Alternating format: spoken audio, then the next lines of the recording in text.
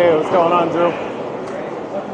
Getting the Friday Night Pro League started up. They're just finishing their warm-ups right now, and we'll be starting very, very soon. That was a nice mana crypt. Very impressed by that. Yeah, I started it up. Here, I might as well start it up ahead of time. That way, people can start joining in.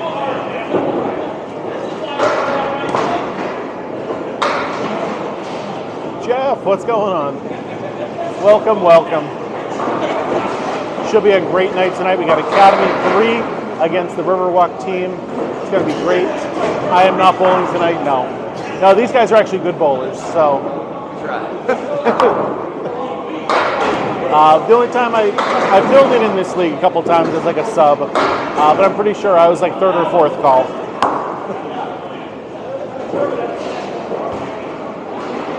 Ooh, that's sweet too. Yeah. Frigger, what's going on, my man? Yeah. Getting everything started. This is still just warm-ups right now. This doesn't count. So that quarter Worcester we're not going to count yet.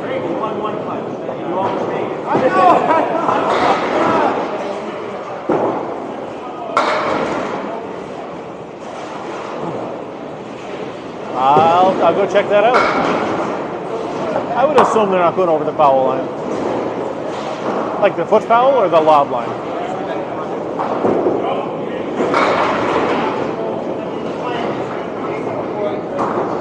And nobody here is a schmutz, believe me.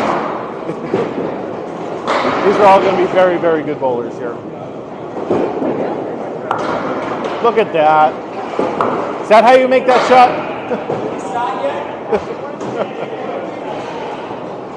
It's worth $300 here. I said that's worth $300 here. I think you gotta make it clean with no wood to get. Yeah, I think so. But if he was doing the King of the River, though, that is, the 1-7-10 is a hard shot. It doesn't matter. I'm not a judge anyway, so if they're going over the line, they're going over the line. Good luck tonight. Have fun.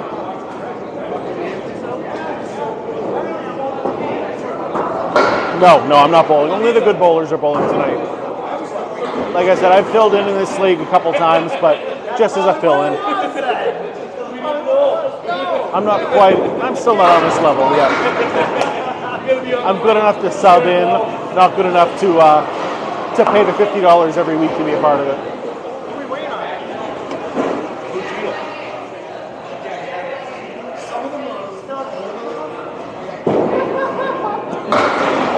Be kind of fun the next time I can and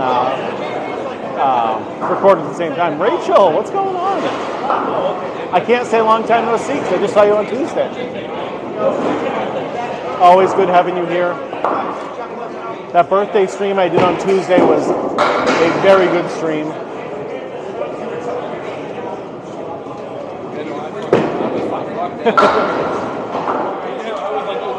Oh, come on, Jeff. You got invited into this league. You could have bowled in it. Be sure to follow Petey Pete 151 on TikTok. Be sure to follow Petey Pete 151. Funny videos and crappy things. You got a bunch of followers, though, right? You had one good video? 75,000 followers. Yeah, not bad. Yeah, I got a few that are like in the millions. Yeah. Way better than mine. I stopped posting for a while. Yeah. Oh yeah, family always comes first. My family's all just grown up at this point, so I don't have to worry about it. I can come out here every single Friday night now. Come out here, hang out, watch some good bowlers.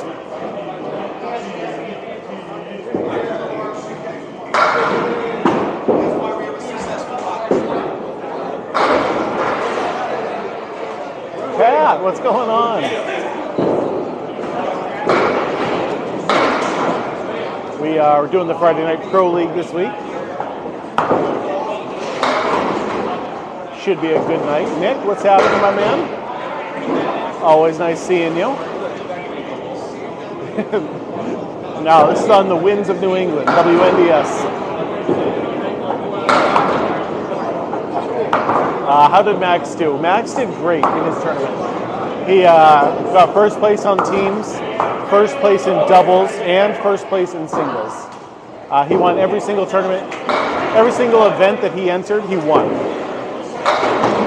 Oh, what a shot from Petey Pete. The only thing he did not win is the all events because he didn't bowl well during his team event, and his team carried him. I did see it, and I recorded it too, which is the most important thing. Yeah, it doesn't count though. This is still just warm-ups right now. I just decided to start the stream a little early tonight. Spare and a strike.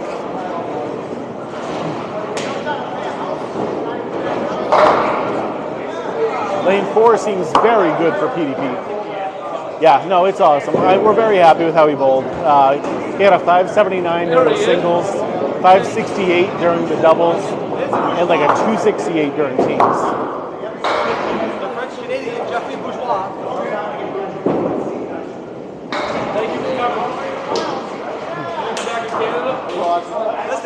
Where'd you park? Where'd you park in Bedford?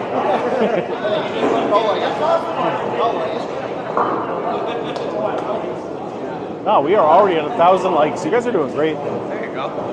Tap that like screen. Spread the love of Candlepin. Hoorah!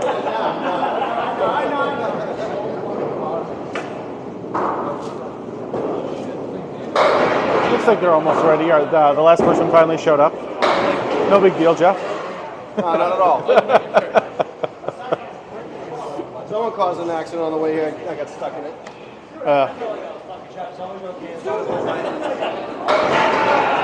You don't have to be that nice, Navy.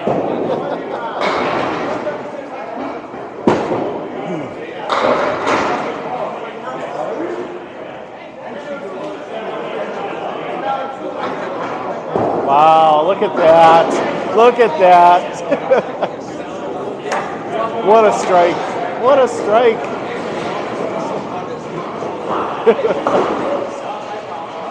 And they say this house is hard. Thank you. Drop this. Are we doing it naked? No man. Southall says he's going to do the same thing here. I know, right? That was crazy. Yeah, this is Massachusetts. This is Riverwalk Lanes in Amesbury, Massachusetts. Come on down, give this place a try. The place is fantastic.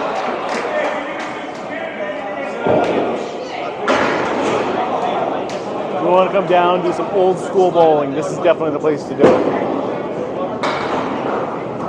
No automatic scoring here, no electronic scoring. This will probably go till about April.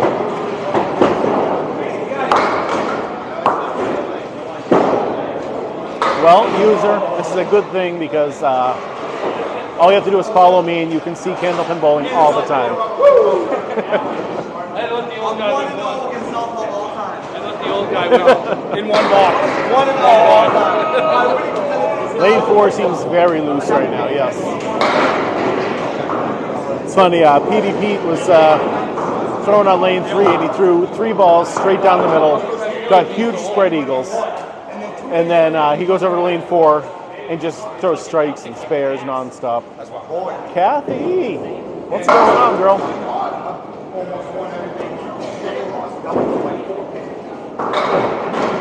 Oh. Buggea is just kind of still warming up. He's the one, last one to get here said there was an accident on the highway on the way. Yeah. Supposed to start at 7:30. You know? The people want to watch bowling. I got to give them what they want. Let's give the people what they want. No, I work for Yeah, I work for Roto-Rooter. Yeah, Duckman is similar, but there's definitely huge differences between the two. Like we get to use the wood to make our spares, and obviously the ball is smaller, the pins are taller. Yeah, Buggea has a very interesting throw on his ball, where he's got a reverse hook. Yeah, it looks like they're getting ready. You'll see a lot of really interesting throws from the Pro Bowlers. There's no real consistent way to do it.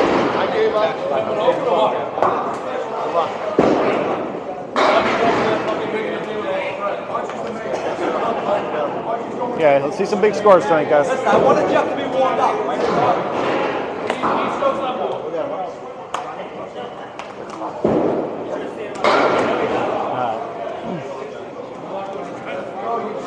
Lisa, sending a paper crane. Interesting.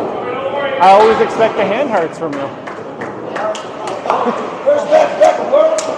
But Lisa is great. Lisa always shows up with a gift. My favorite kind of fan right there. Melissa. There's the hand hearts. Ooh, it's new. No way to be found. That's a different hand heart. I like that. I don't know if they just redid the art or what they did, but that's pretty neat.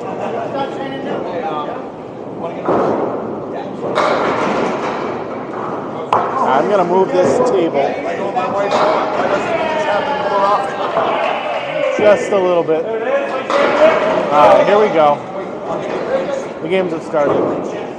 There we go. Start with the spare on the right-hand side.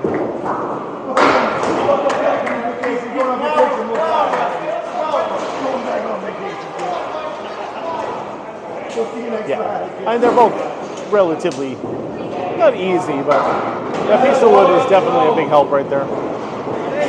I never want to say any spare is an easy spare.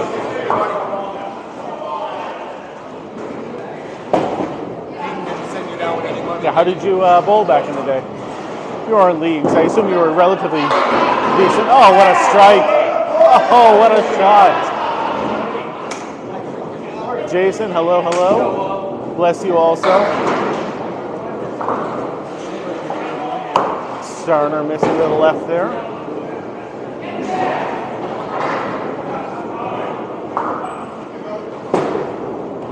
Yeah, they just want to make the highlight reel. That's what this is all about.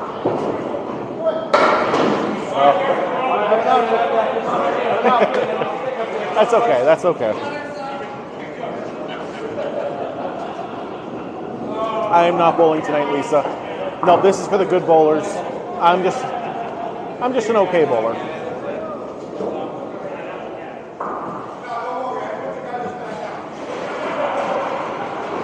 But the good thing about it is they're bowling right down the street from my house. This place is really close by. And Mark Ricci said I can stop down anytime and record them, so that's the plan. Yes, 3 strings.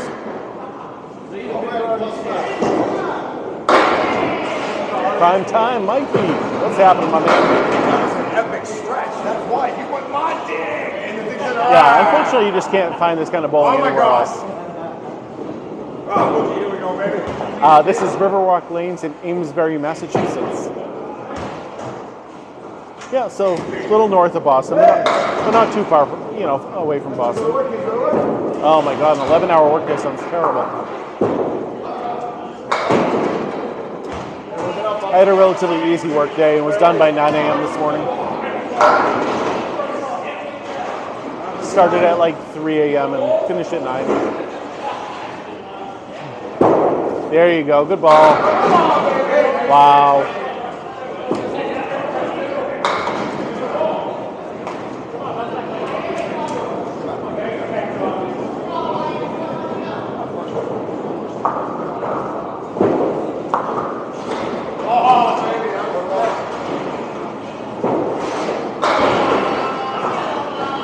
I did 6 hours there. Then I'm going to be recording here tonight. Yeah, he's got a huge reverse, like, hook on his ball. And it's definitely unlike anyone else that I've ever seen.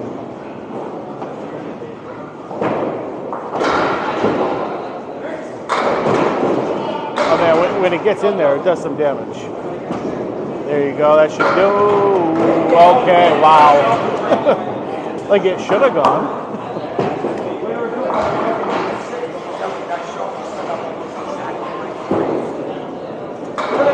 Oh, just blocking out the head pin there. Woo-hoo-hoo-hoo.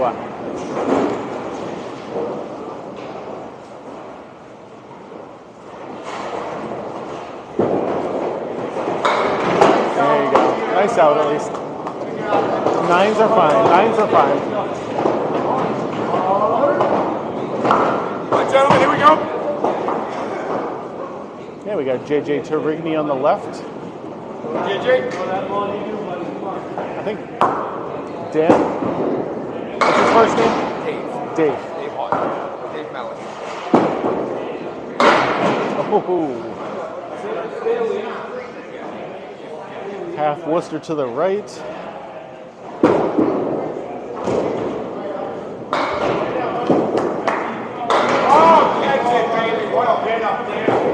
JJ's one of those guys who always seems to hold better when I'm recording him.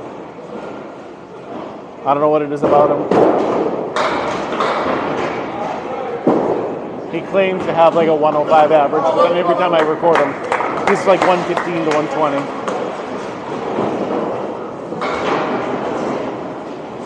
Yeah, there's so many different styles. You're going to see 10 different styles today. Yes, yep. Yeah, JJ bowled at the King of the River.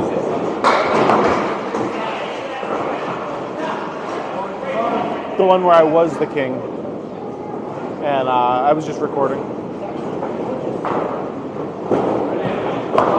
Oh, just missed it.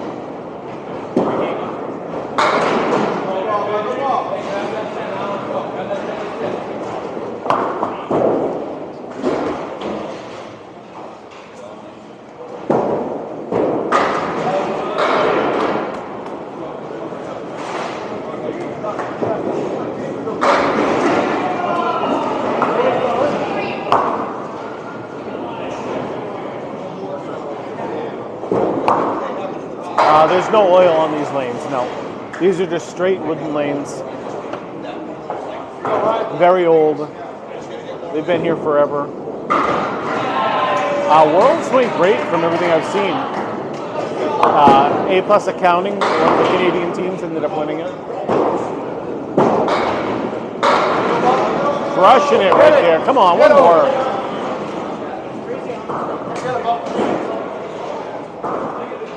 Came down, the final ball came down to a fill.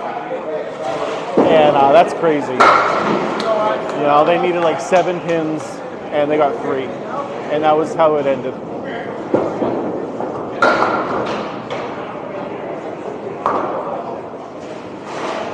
Wish I could have been up there for that. That sounds like a lot of fun. Oh, that's nice. I love sitting by the fire pit. It's one of my favorite things to do. Yeah, follow Candlepin Bowling Network. They did a great job recording it. Strike right there. What a shot. Oh, and a matching strike. Back to back. Nice.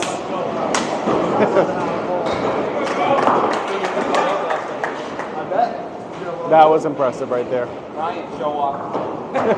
Hey, I learned from the best. Showing off. Here you go, Mike.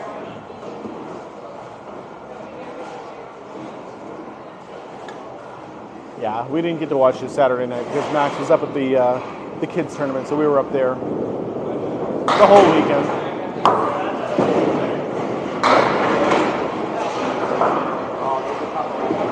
Hey, oh, okay. Mark Ricci on the left, Pete on the right.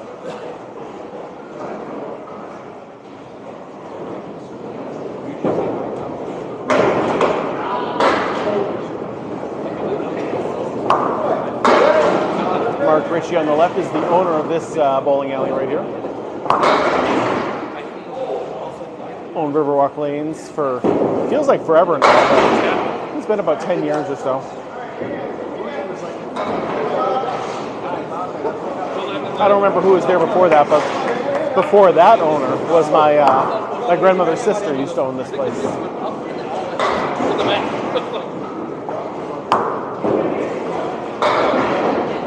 But I think Mark has done a fine job here.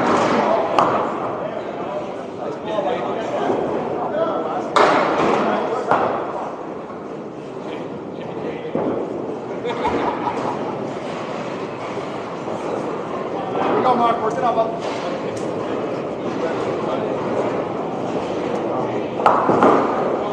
There you go, nice spare. Oh, come on.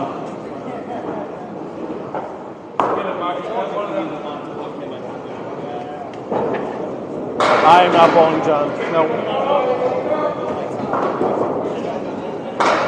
This is for the better bowlers. I'll sub in once in a while, but generally I'm just here to record.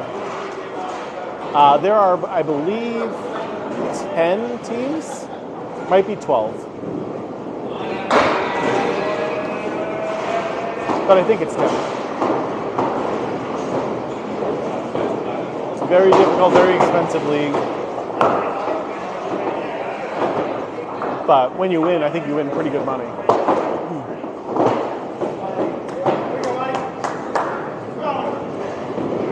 And this is the highest caliber of bowling that there is. For like a league, not like Worlds. Obviously Worlds has much better talent, but for a regular league, this is the premier one. Man, they love falling down on 4 right now.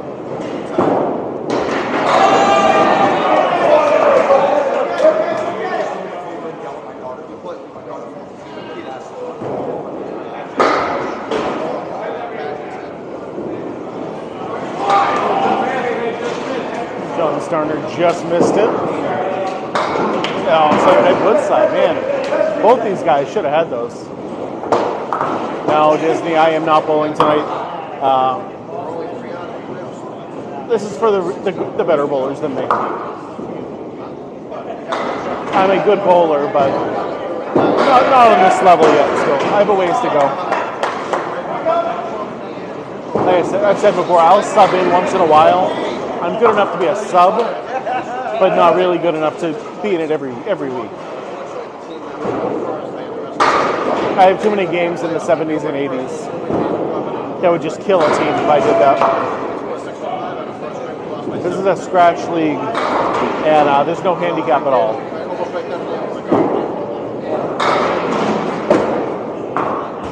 So obviously they want the best bowlers that are out there and available.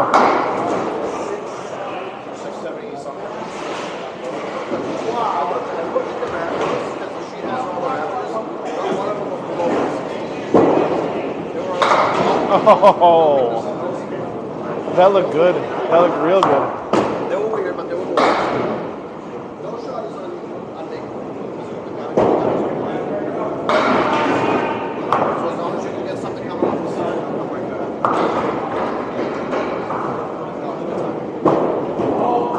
God. So basically there's one captain for every one of the teams, and then it's their job to go out and just find the best team that they can get. A lot of it has to do with who you know. A lot of it has to do with how good of a bowler you are. There's a lot that goes into it, but mostly it's captain's choice. And they put up a lot of money each week in total. So you really don't want to go in there not being a good bowler. Like I said, this is, I think, $50 a week for each person. That's an expensive league to be a part of if you're not going to be winning any money at the end.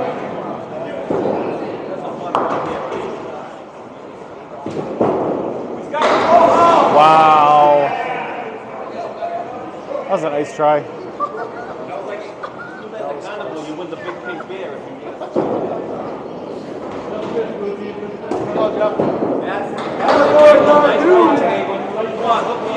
That's Mike Nardone, not Nardone. Oh, I love streaming. If this is the kind of stuff you like, you should definitely give me a follow because I stream all the time. Every Tuesday night I do my personal league that I do. Friday nights I've been doing this, and then Sunday mornings I generally will do the King of the River tournament held here at Riverwalk Lanes, and any of my ACST matches that I do. So if this is something you like, you should definitely give me a follow because I'm out here all the time doing this. Oh, strike right there. Nice shot. PNRG, what's going on, my man? You came in at a good time. Strike. Where is this? This is Amesbury, Massachusetts. Riverwalk Riverwalk Lanes. It's my hometown, the place I grew up in. One of my favorite bowling alleys for sure. If you're ever in this area, you got to come give it a try. Oh, there you go. Nice shot, Jeff.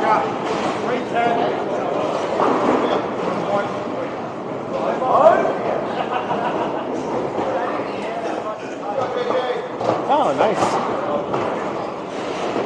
It's funny how close we can get some people from, like, we got a bunch of Massachusetts people watching tonight, and then other nights it's like the Philippines, India, and like all around the world instead. It's crazy. I never understand how TikTok does their algorithms. Oh, come on. Nice ball from JJ Tourigny right there. Whoa. Tampa Bay, welcome. Brockton, very, very nice. It's been a while since I've been to Brockton. Peter, what's going on? Should have a great night tonight. TikTok hasn't been telling people that I'm live. That's what I've been told. I don't understand why that's the case. Illinois, New Jersey. This is good. Maybe we're not just in Massachusetts people tonight.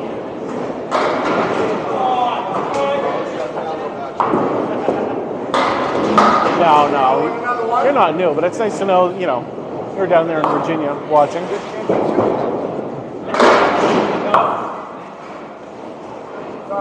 Virginia is a beautiful state. I love it down there. Oh, come on. Oh.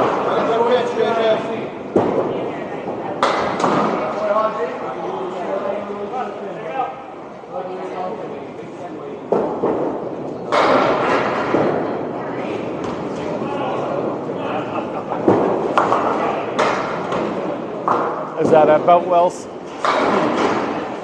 Or was there a different place? Come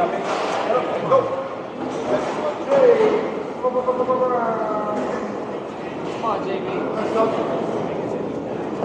Both of these guys are on strikes right now. I thought the spare was going to go. Looked good. Yeah, Lakeside Lanes. I like that place too. Just a little to the right there. Show me out, Southall. And just a little to the left. Everybody go to work.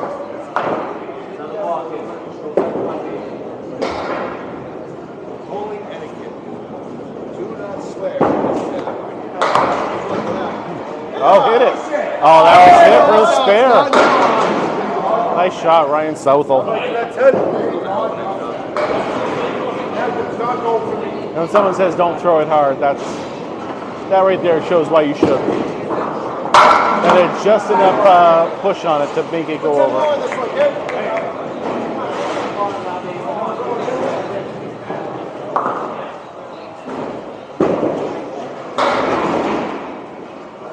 Just a touch to the left off this time.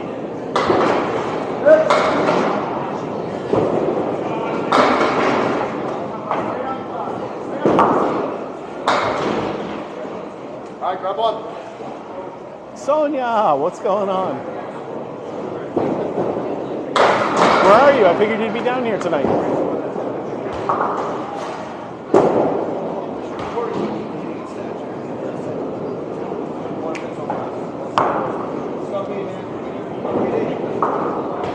Oh, just missed it there. That's a tough $5 for sure.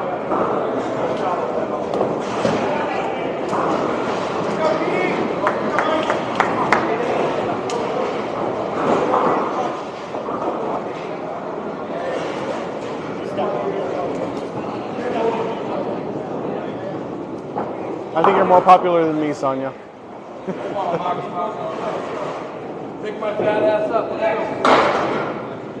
I know I'm heavy, but.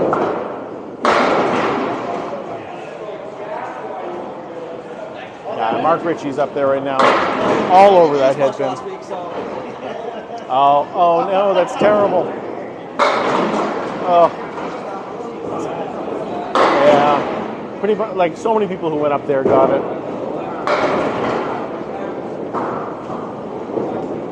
That's good that at least you're not. Oh, you're not feeling that bad.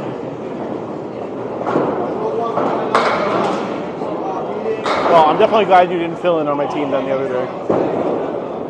Glad you held off. Oh, there you go, Marky.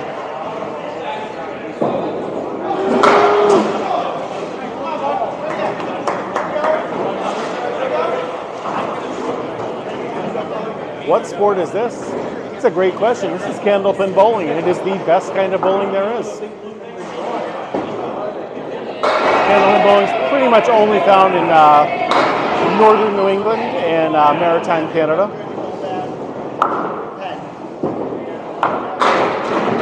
Oh, come on. Nice ball. One more for Petey.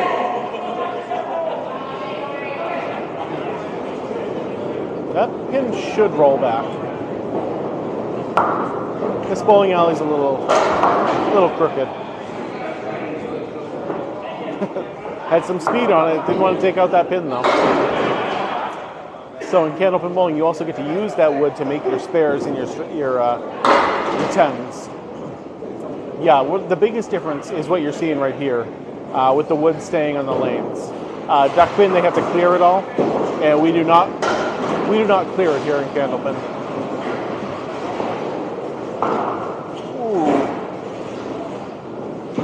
I don't know. That's a good question. I don't know. Do you know the name of it that was up there? Because I don't know.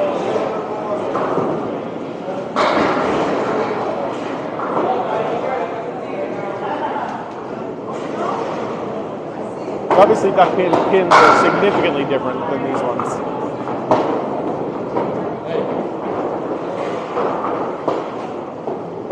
Riverwalk Lanes is in Amesbury, Massachusetts. Right in the northeast corner of it. If you look at Massachusetts and see the little bump in the top right corner, that is Amesbury right there. Right on the New Hampshire border.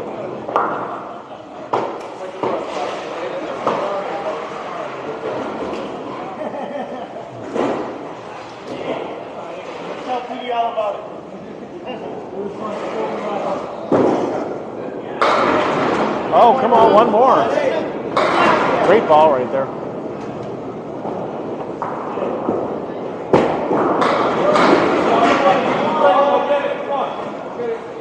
Jones Starner just a bit off to the left, but both these are makeable spares.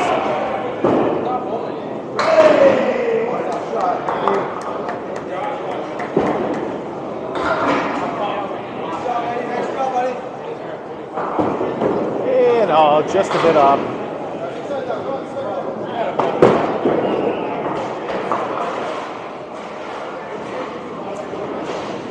I'll let him know you said hi when he gets a second. Like I said, that's a makeable spare.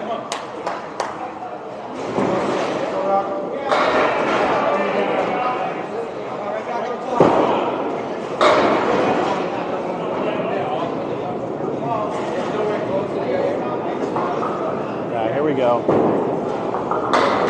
The fill is just... I mean, they're still falling for him, so let's go. That is a makeable spare also on the right. I mean, I guess it is on the left too, but I like the right one just a little bit better.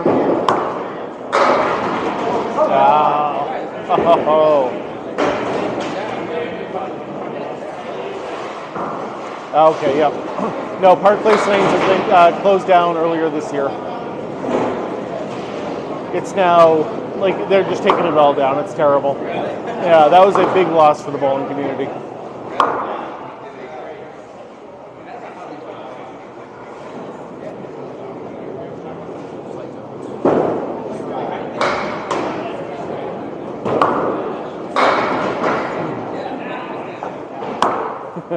Mike Tilley. Yeah, I know. Believe me, a lot of people feel that way. A lot of people feel that way. Can you imagine, Mike, that this is Candlepin bowling and it is the best kind of bowling there is? pretty sure if you want a shirt that says that, you can go to my TikTok shop and go check out the shirt that says that. I believe the smaller ones are on sale right now. The larges and extra larges. I think they're almost half price right now. This is the Friday Night Pro League.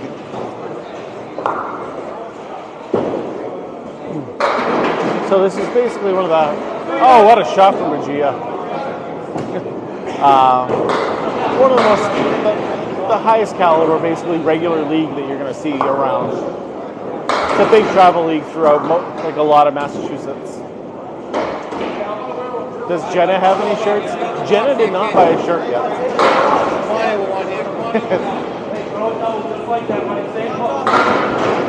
Yeah, it's pretty silly, isn't it? Like, I don't even know how to throw a 10-pin ball. I mean, I don't also really want to learn, so maybe that's a part of it, but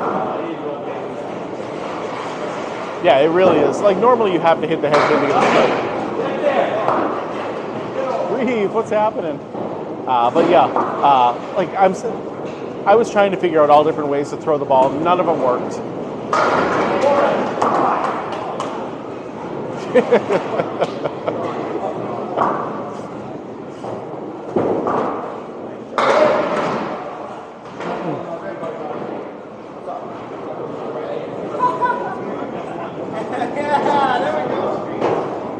Come on, Dave, your turn. Ooh. Oh, just missed it. That's what you're thinking, right? Yeah.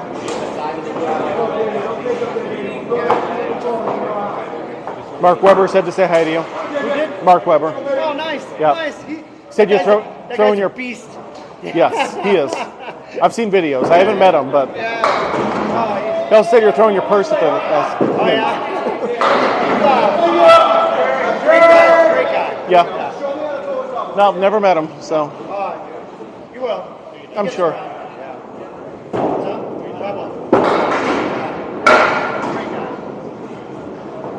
Sonia says hi too to everybody. Oh, hey, Sonia. But she's homesick. Like everybody else. Yep. It's crazy. I went opposite. I came back feeling great. That's the secret right there. You just gotta go up sick. But unlike some people, I was in bed every night at 10 o'clock, up at 5. So I roomed him for the week. I'd go back to our room at like 9:30 to get more beers and he'd be out cold. Yeah, that would be me. I'd like Yeah. wander I'm back in there the to bowl. I'm not there to fight.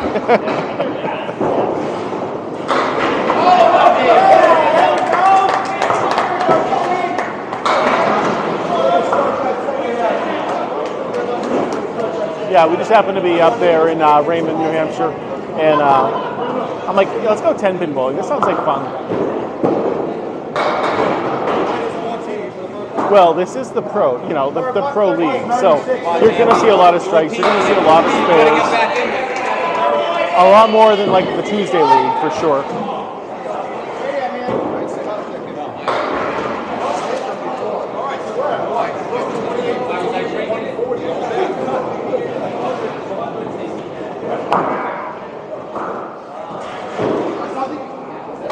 Go, buddy.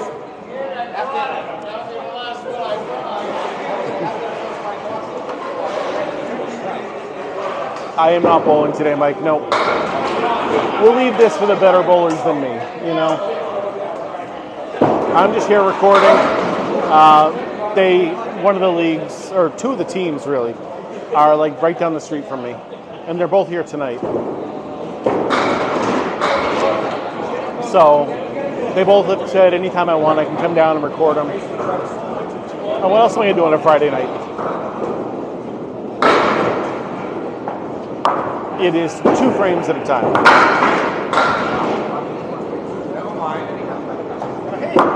That is true. But consistently, I am not as good. I have too many, 80 games.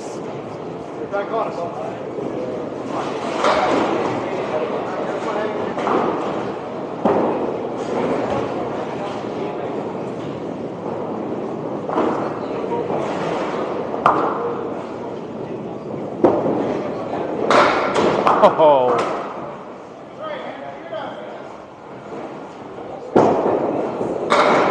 Great ball from Ryan Southall right there.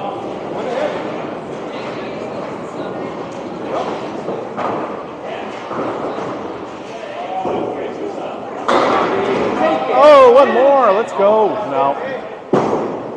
Ryan Southall crushes his shot. No. Absolutely demolishes it.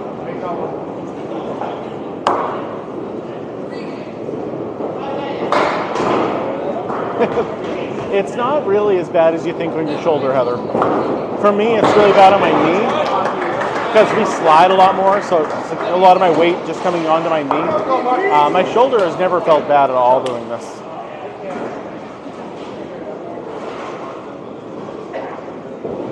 Because the ball's only 2 pounds. Braden, what's going on? I'm doing great. Nice day. Here filming pro Candlepin bowling. What could be better than this? Got a nice cold lemonade in my hand. That is Petey Pete right there. I was hoping to get another 200 out of him, but doesn't look like it so far.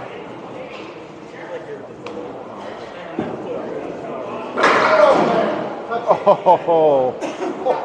Oh.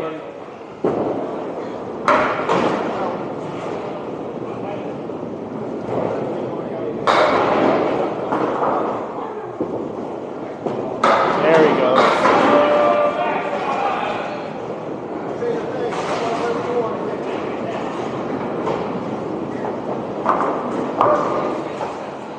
I'm a big fan of Mark Ricci also. He's the one who invited me to come down here. Started recording, and as long as he doesn't hurt himself. I don't got that kind of insurance. I was just recording the King of the River before, and Maki was like, "Dude, you should come down. You should definitely come down and do the Pro League." I was like, "Yes, I will do that." What game is this? This is called Candlepin bowling, and it is the best kind of bowling there is.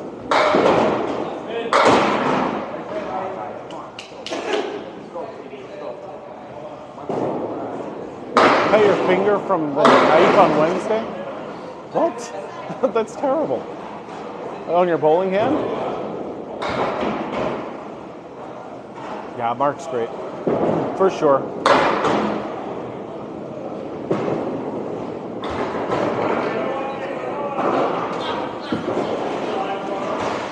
All over that head pin right now. This is Riverwalk lanes.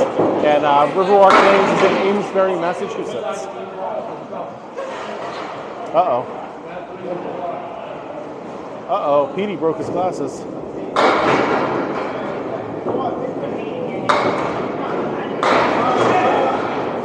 I mean, we drive up there to do the Bangor tournament with the kids once a year. You could definitely come down here and do a King of the River one day. I don't recommend you do that, by the way. You would have to leave the house at like 6 in the morning.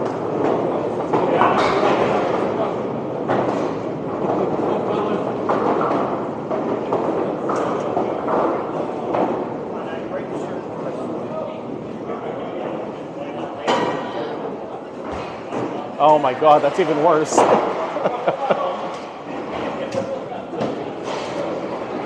Yeah, so I'll be going up that way with the kids from Academy Lanes in, where did we go up there? In March, I think? We'll be doing a small tournament up there with our kids facing off the kids from that area. Yes. Yes, it is. Go get it.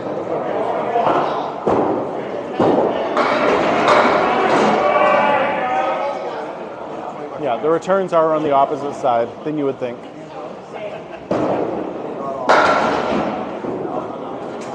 There you go. Nice shot from John Starner.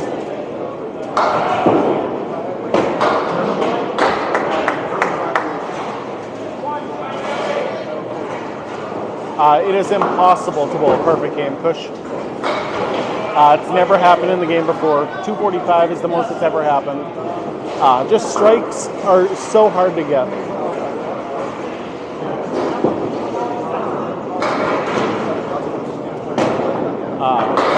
Like you can see, these are the pro bowlers in this area, and they're not getting strikes every single time. Nobody's keeping score for me. I'm just winging it. Mrs. Magic didn't want to come down tonight, so I'm just kind of looking over their shoulder and doing scores that way. Another nice shot from Starner. Oh, Tanya, what's going on? All my favorite people are here now. Oh, no good on that one. No good on that one. Now, I'm also working tonight, but my work is a little bit different than yours. Highest I've ever done is 168. I did that a couple of years ago now.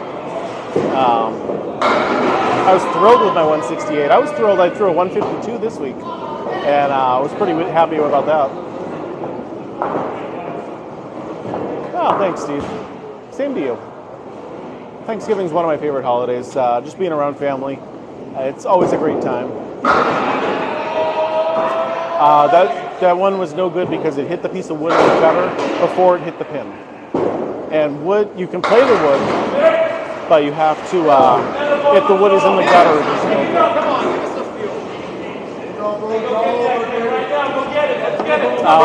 Well, first of all, it's Candlepin bowling, not Candlestick. And most of these guys have at least a 115 to a 120 average. Some people have a little more, some people might have a little less.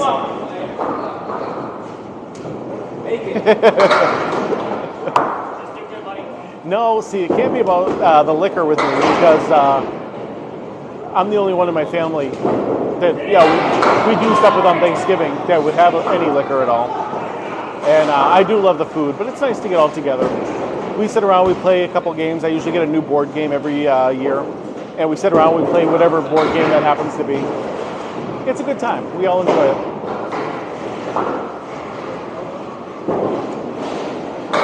I'm a big fan of board games. So having everybody in the house at one time and we're not doing something else, it's a great time to try a new game.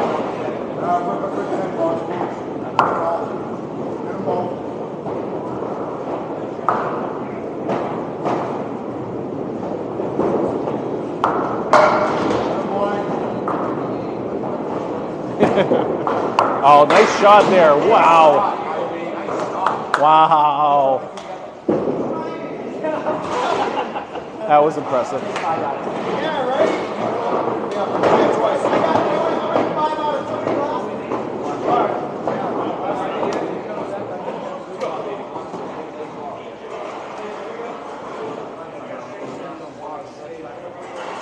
Hi, I'm going to run over and get another lemonade. I will be right back. I'll let you guys stay with the sound of the game.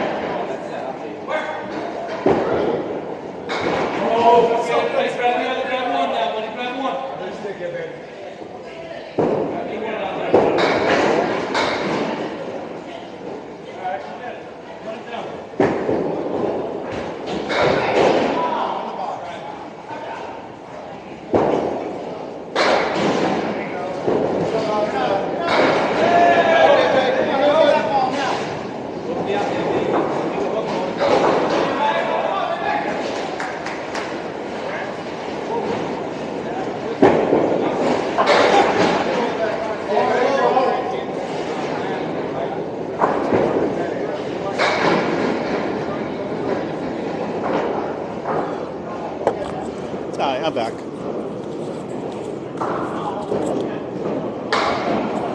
It is the best kind of bowling, for sure.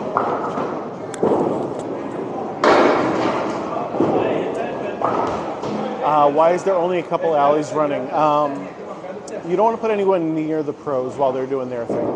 And so basically there's only 8 lanes in this house anyway, and there's 4 teams playing right now. So basically the rest of the alley is just closed right now.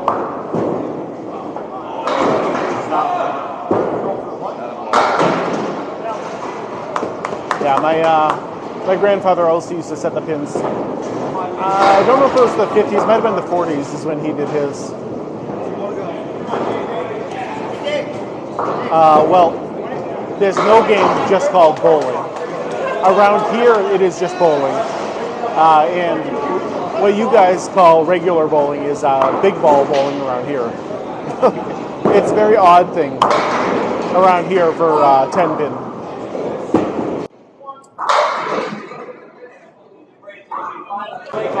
So we have the Riverwalk team, Academy 2, Academy 3, and the Lafayette team.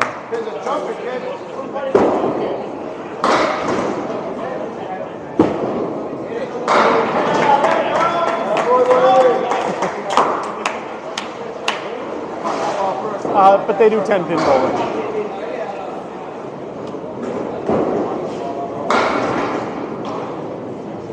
By the way, I have nothing wrong with 10-pin bowling. I think 10-pin bowling is a great sport. It is just not the same as candlepin bowling. Yeah, see? Like, all the time stuff like that happens.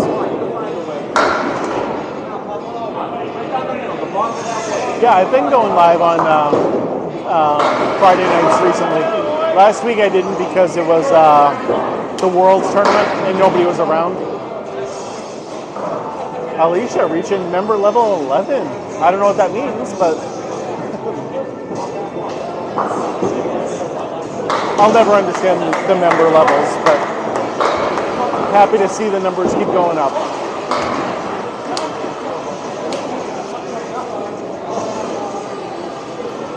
I know the more people on my team and my members, like more people get to watch it or something. So if you guys ever want to join the team, you should.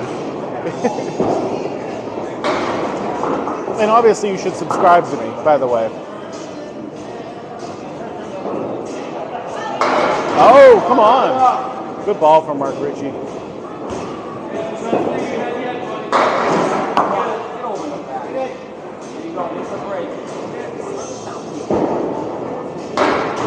I mean, there's some teams out of like the Millis area. I know that's not necessarily Southern Mass, but it's closer. And then Central Park Lanes out of Eastie in Boston, they have a team also. Oh, we don't need to talk about how I did on Tuesday. I had a 152 game, and then after that I could not find the headbin to save my life. What's going on, Florida hockey?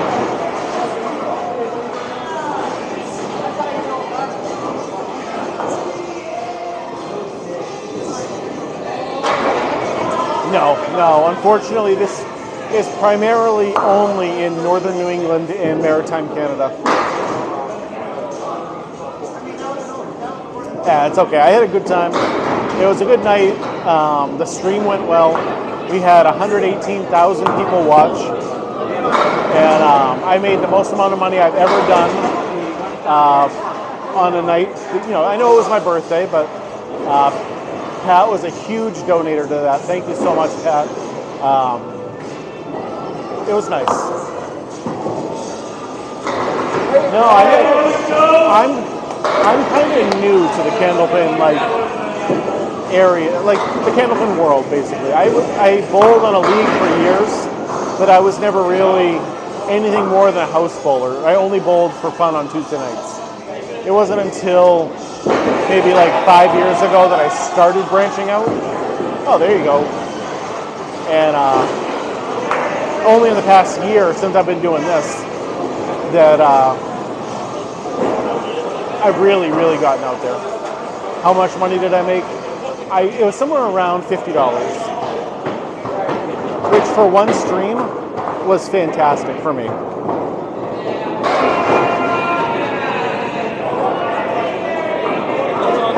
How horrible that is? Yeah, well, I'm gonna make a video of it. Don't worry. As long as you throw the second shot in there. No. The second shot, because that was the best shot. It was a nice shot, yeah. As soon as I let go of that ball, I'm like, that could have been your first one, because that was a bomb. I know. Like, No, your best shot was the matching strike. Yeah. Yeah. But I'm like, seriously, I'm like, if I fucking let go of that ball first, I'm like, that's fine. Instead of throw fucking one fill like a dick. I at least would have taken 2. But I don't think that goes if I hit it like that with 2. What do you mean? Spare shot. I think if I take 2 on the first ball, I don't get that to go as a spare. Yeah.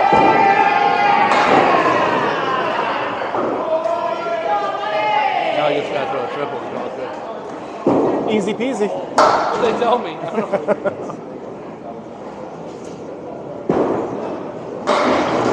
Yeah, so basically every couple of frames they have to move all their balls to the other side. And it is kind of annoying, but what are you going to do? That's the way these lanes are set up.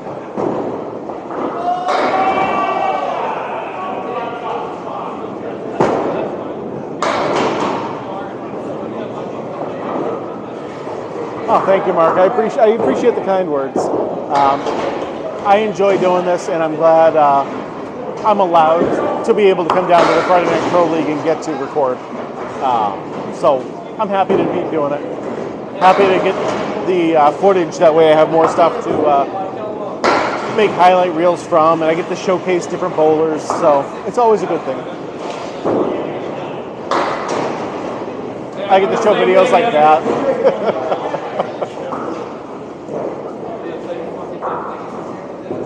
It happens to the best of us. Way to beat him, John.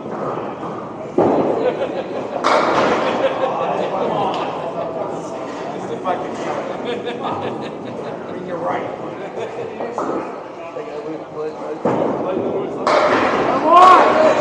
Come on now.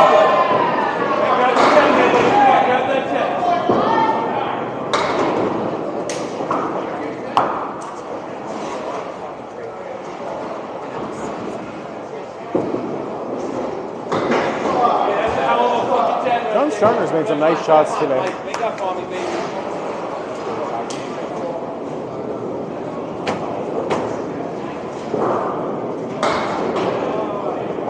We got Buggea and Nardone.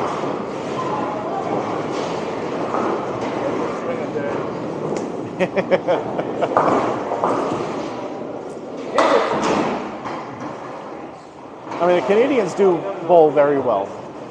Clearly, they won the world, so.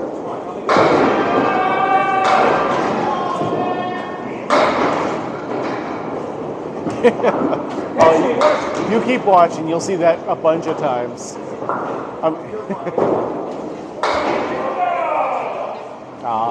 I don't know about that. Don Gillis is great. That's more like the Paul Grant type person.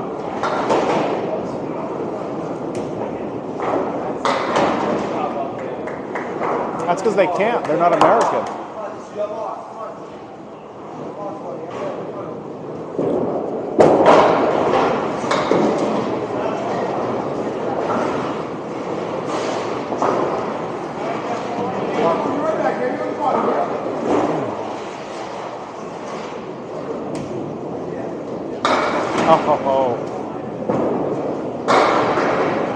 Yeah, pin action's better when you can throw it a little bit harder. I wish you were here earlier when Ryan threw a nice Ryan threw a nice hard ball. Ryan Southall throws a very hard ball, and because of that, the pins were like pushing around and moving, and he ended up getting the spare off just a rolling pin. There you go, nice shot.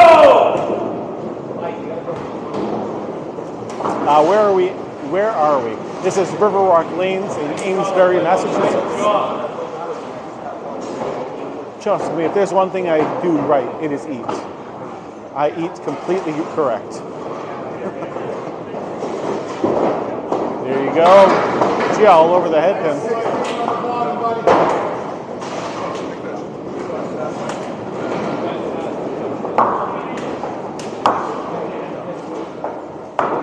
No, strikes happen more than that, especially with the pros, but you're talking probably once a game for each of these guys. Maybe if it's a good game, you'll see 2.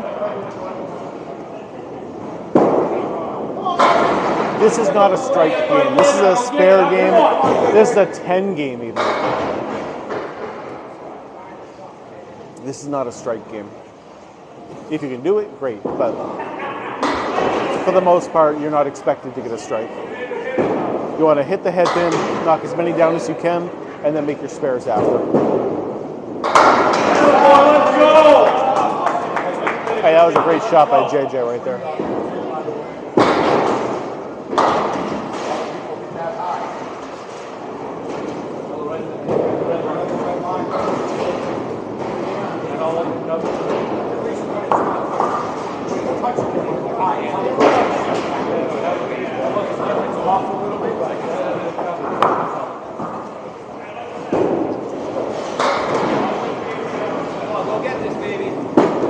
Well, it's regular bowling around here. It is Candlepin bowling, though.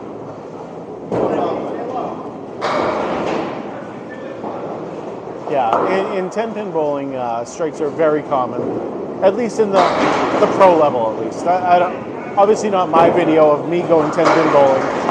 Oh, nice shot. If you know what you're doing, though, you should get a strike most of the time in 10-pin. But a 300 has never happened. Yes, around here, there's more Candlepin lanes than 10-pin lanes.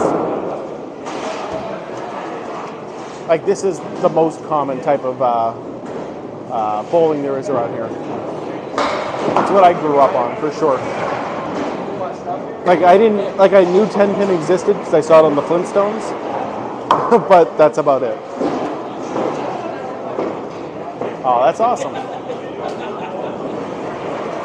Yeah, duck pin is fun too. It's, again, a very different sport. Ouch. Ouch, the half Worcester. Well, still 2 extra pins. That's the way you got to look at it. Yeah, your first ball, just, you want to hit the pocket, you want to hit the head pin, and just leave yourself a manageable spare. And then make that. How many views you have? My eyes suck. Right now, about 150. No shit. That's awesome. Oh, no. No? So my Tuesday night, it generally always has between 1,000 and 2,000. Really? Yeah, That's crazy. it is. Most of the matches I watch live are like 25, 30 people. No. This past Tuesday, I had 118,000 people watch. Yeah. Oh. I do okay. You know. So we're too boring. That's why you only have 100. No. So it's consistency. Yeah. Every Tuesday, I record my bowling league. Yeah. So people can tune in like a TV show. Yeah, that's 100% what it is. Yeah. When people know that it's there on Tuesdays, Yeah. they all show up on Tuesdays, and it's the same people. Oh yeah. The chat is always filled with "Hey Tony," and I know everybody by name, and I can talk to them, and it's a great time. Yeah. That's awesome. I want to get that going here, with Friday nights, Yeah. and with 2 teams with 5 minutes from my house, makes it so much easier. Oh yeah. Well, I had to travel an hour and a half, but yeah. No, because I wake up really early for work. Yeah, me too. Okay. Yeah, between 3 and 4 every day. Yep. Yeah. So you know what it's like yeah. then. I So went home and took a nap afterwards. yeah, I was home by 9 o'clock this morning from work. Oh, yeah, I didn't get out until 2. Yeah. I was actually delivering in this area early. I'm like, motherfucker. What do you deliver? I deliver for Cormac. Like anything you see in a convenience store, from cigarettes to frozen food. Yep. Yeah. In the tubs. The toast. Yeah. Yep. I'm a bread man. Oh, yeah? Oh, no So- shit. Yeah. So what's your area? This area. Oh, yeah? I go from Amesbury down to Ipswich. Yeah. Mainly grocery stores? Yep, mostly grocery stores. Yeah. Like the only grocery store we deliver to is Market Basket. We deliver all their cigarettes. Yeah, that makes sense. Yeah.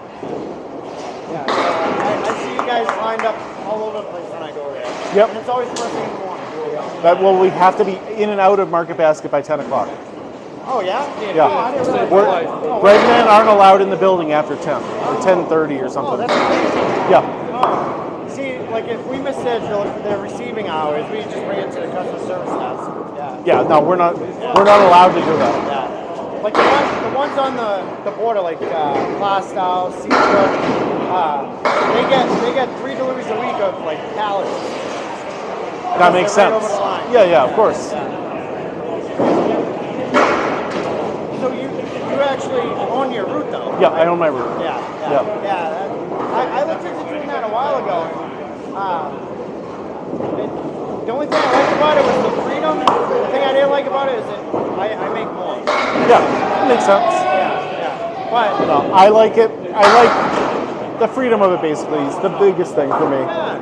But you know, there's no vacations. No, exactly. See, I get paid. I have to hire somebody if I want to go on vacation. Yeah, it's everybody. Yeah.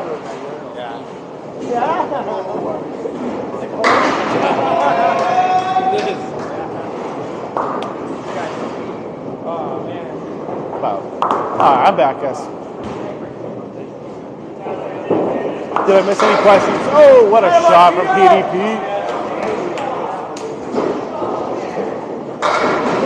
Oh, an answer? Almost an answer.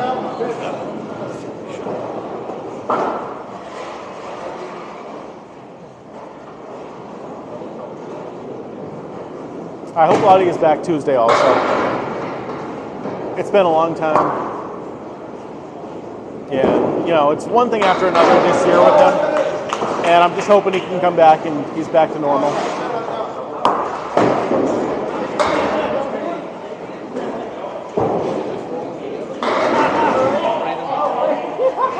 I mean, it's been nice having like a bunch of other people come in and like fill in for him. I deliver Bimbo products, so it would be Arnold, Freihopper, Sara Lee, JJ Nissen, that kind of thing. You never know what kind of lottie you're going to get, hat or no hat. Oh. Lottie sometimes fills in this league also. He usually gets a call before I do. But that makes sense because he's a slightly better bowler than me.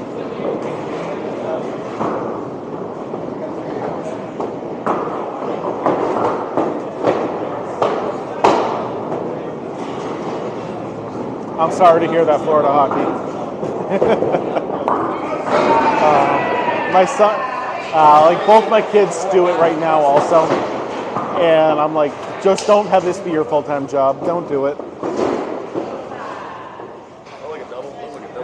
We have never had, well, we did, but before I started, they got rid of Stroman up here. Yeah. We still have Freihopper, which is more of a New York style bread. Are those pink and purple ones, JD's?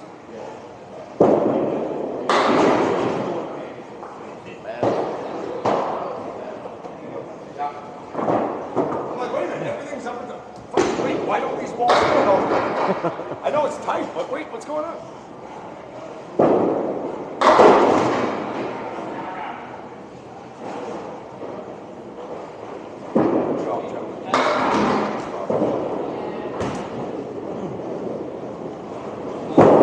Yeah, we did that back in the days when I think Best Food Bakeries used to own us. You know, the distribution people. But that was so long ago for me. That was when I first started out here. And then George Weston bought us after that. George Weston was an okay company to work for. Baird's. We don't have that up here either. That's not a company.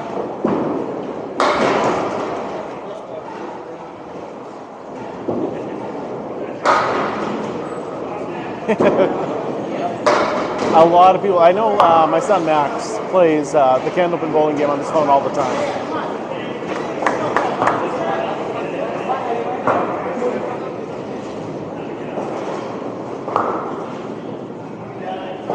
Yeah, we don't have Albertsons around here either. I only know Albertsons because well, they own Shaw's, I think, now, or they used to, which is the local place around here. And we had them when I lived out in Nevada for a while. I had an Albertsons there. I've never been to a Winn-Dixie.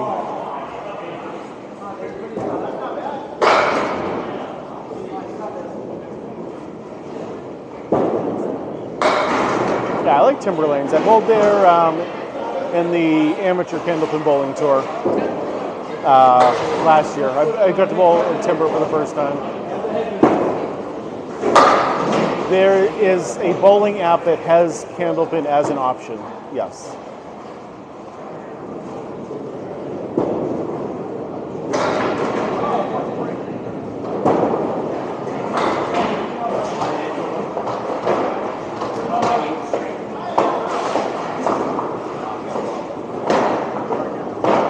I mean, we could sit here and talk forever about the bread business. Oh, man. Because I've been doing the bread pretty much since I was 19 years old. So it's like 23 years now I've been doing, I've been a bread man. I know just about everything there is to know about the bread business.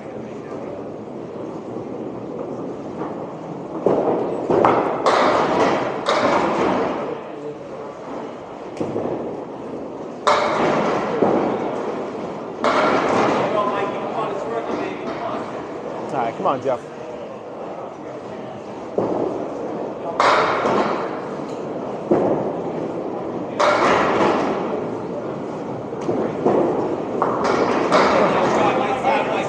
Yeah, I'm sorry.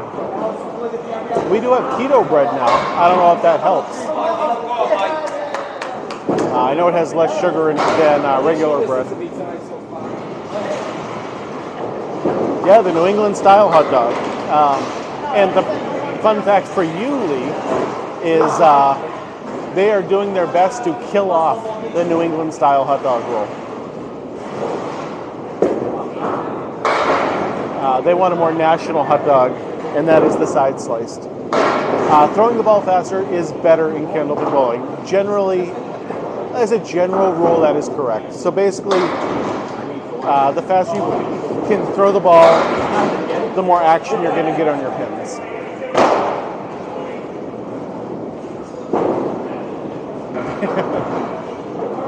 That too. I have not pulled in rollaway lanes in war. No. Like I said, I haven't really gotten around much. What do you mean by no picture?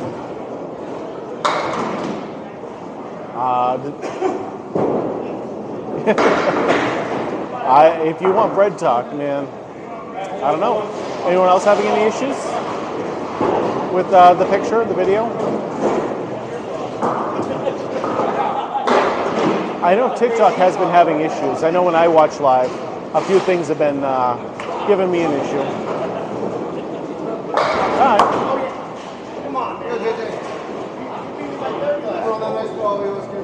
Didn't you just throw a strike up there? Yeah. I can feel it. Let go. I don't remember anything with the strikes and spares. Just got to remember only the strikes and spares. That's it. You know? Attaboy, Hodge, time, huh?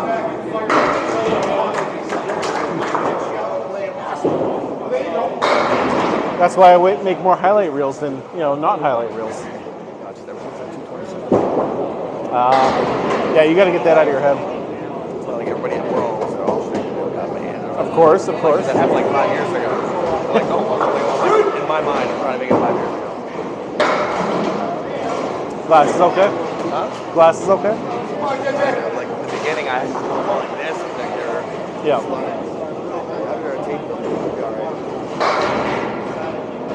No excuses. I was throwing a bad ball, regardless. In reality, all you gotta do is stand in the line and throw the way ball and you can throw a strike.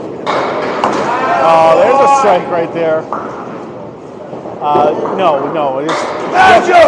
It is definitely not always scratch. Headpin's not there. That's not Rio. No, generally it's mostly handicap leagues, but when the pros are bowling, that's only scratch. It's from years and years of people dropping their ball and having it ding the floor, and it's just from years and years. It's the way it is. These lanes are from the 1930s, I believe, so we're coming up on 90 years old, and while it gets redone once in a while, they take some wear and tear over the years.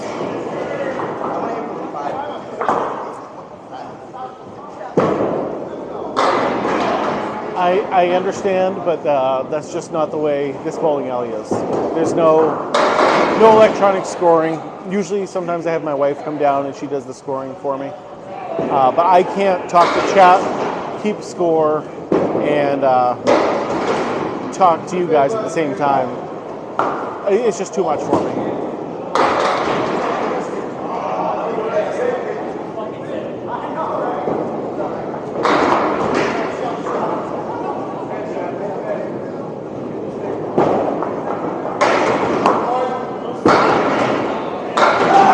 I have tried to do it before, Pat, and it just did not work. Like, I was missing what happened on the lanes. I didn't know what was going on in the chat. It's like if I don't give up something, I lose out on everything. Ryan with a strike right there. Oh, almost an answer back. Wait a minute. Wait. Oh, so close. So they are regular Candlepin bowling pins, yes. They are not 10-pin pins. So the lane approach, no, they're just worn down. They're more worn than dirty.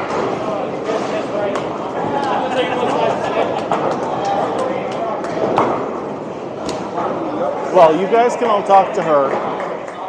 She comes in the chat once in a while. If you happen to see Chili Katie on there, you can mention to her that she needs to come down here and keep score for me. She does a great job whenever she's here.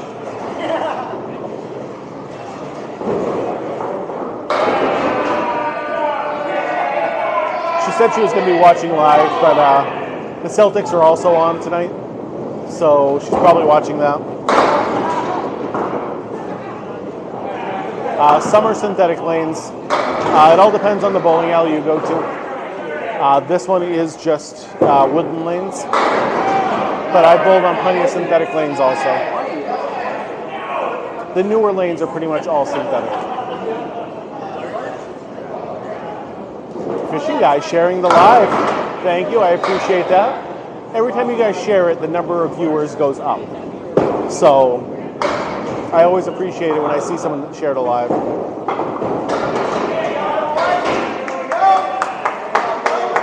Is that just a Candlepin thing to call it an alley?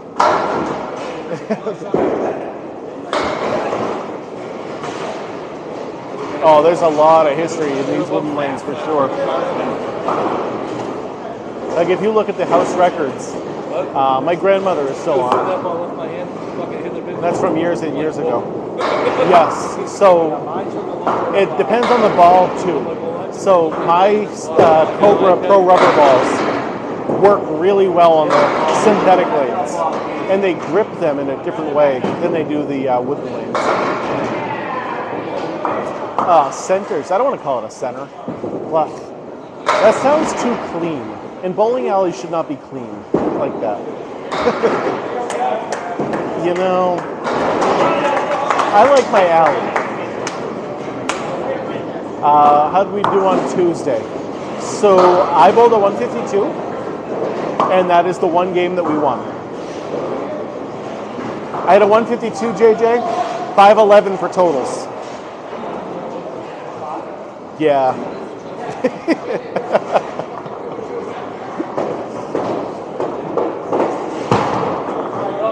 I don't want to get JJ thinking I was a really good bowler. So, yeah, no, the 152 was a great score.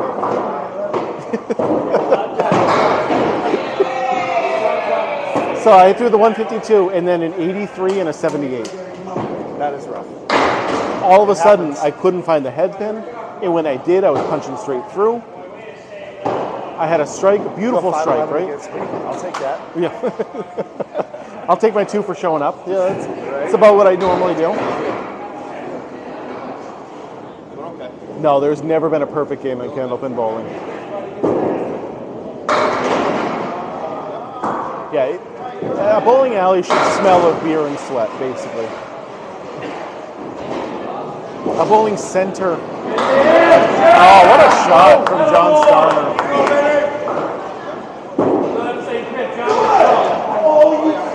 Yeah, no, I get that.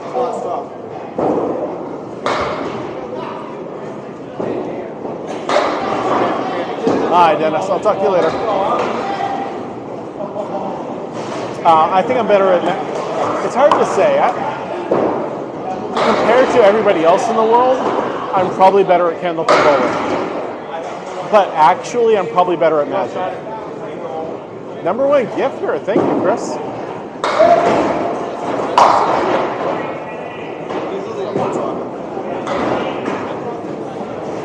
On Arena right now, I'm almost mythic level.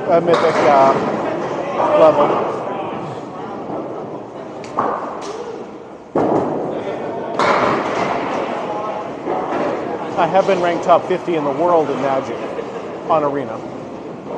So that's always one thing. Never been that in Candlepin bowling, that's for sure. Well, I don't play Commander, so Arena's the best way for me to be able to get out and actually play Magic all the time.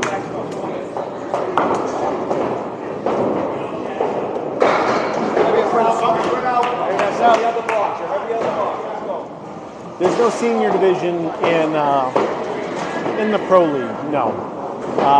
Most bowling alleys will have a senior league that usually is like Tuesday or Wednesday mornings, like a coffee league. But for like a pro division, no, there's nothing for the seniors. So you're saying more than a 168? I don't think that's going to happen anytime soon. So I think your textured Morphon is perfectly safe. But every time you give me a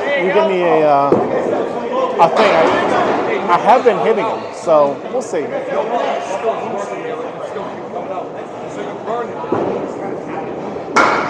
Wow, what a shot from Buggea too.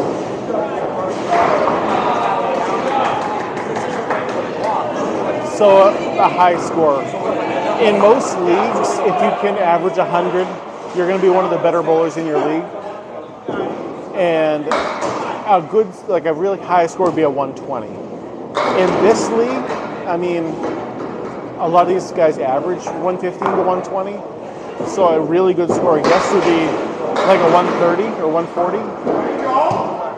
Yeah, 245 is the highest it's ever happened, but that would be a tremendous score to see.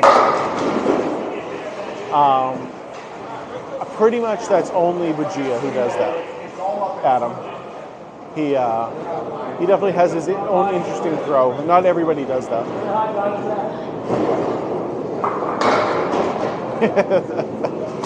Yeah, there's definitely places to go early in the day and do it while everybody else is at work and you're nice and retired. Perfect score is still a 300, yes. If you can throw 12 strikes in a row, it is still a 300. It's just strikes are too hard to get in this game. So yeah, you want to put some spin on your ball, but not like in 10-pin. Spin is like number 3 or 4 on importance. Number 1 is accuracy. Number 2 is speed. And then number 3 is more consistency than anything else. And then 4, I guess, would be where I would put the spin on the ball.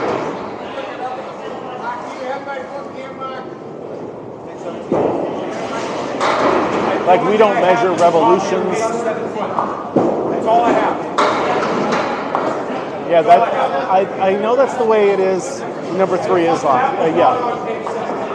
In 10-pin, they always say a softer touch is better, gets better pin action, but that's not the case necessarily in Candlepin bowling.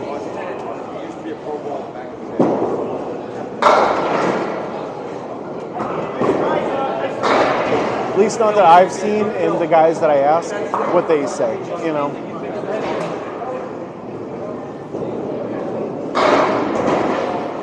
If anyone can prove me wrong, that would be great. But, well, the problem, William, is getting the machines to do the resetting. They don't make Candlepin machines anymore.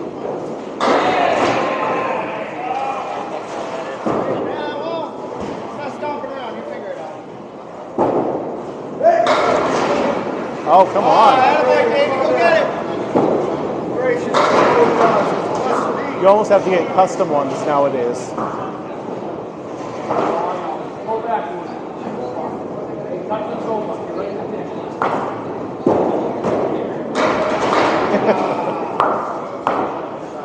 I was trying to get a couple people when they went up to Maine to do the PBA tour to head over to Scarborough and do the Big 20 with me, but none of them responded to me.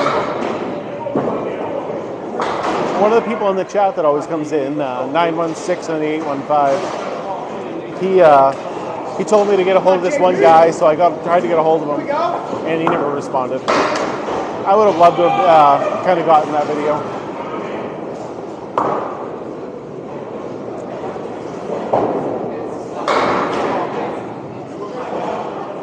Oh, come on. Even if you don't like the game, you know this isn't the dumbest game ever.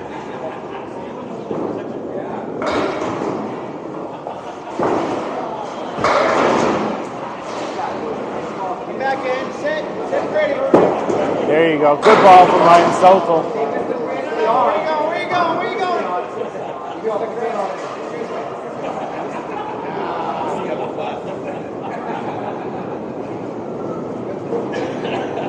Hello, Taco Bell beefy 5-layer burrito.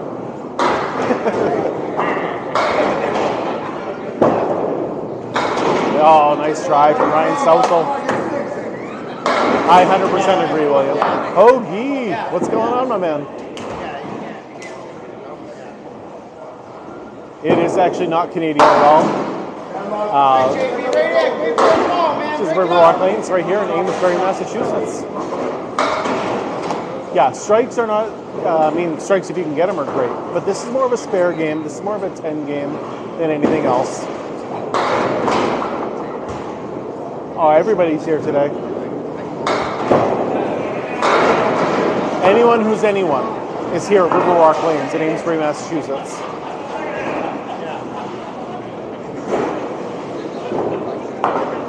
Four of the Friday Night Pro teams are here tonight. Everyone seems happy and healthy right now.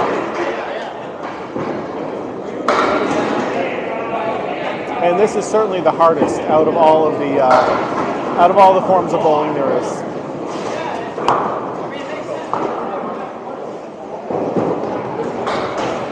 Thank you guys for all the new follows. I appreciate it. The more people that get to see this game, the better, you know. So many people don't even know what it is, and I want to make sure we get this game out there and have new people see it.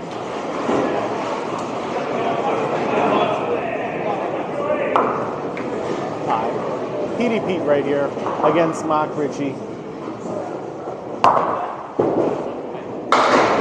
All over that headpin.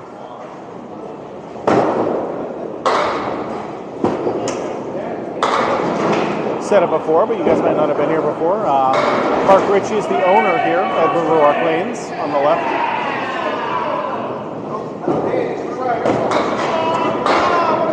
You definitely would not be a 210 average in this.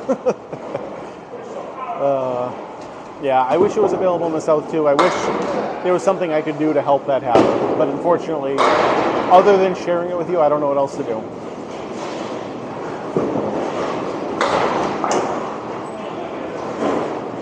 No one's ever thrown a perfect game here.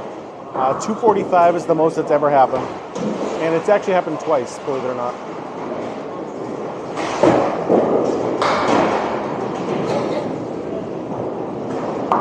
A strike is possible, yes. In fact, I'm going to have Pete throw one right here for you.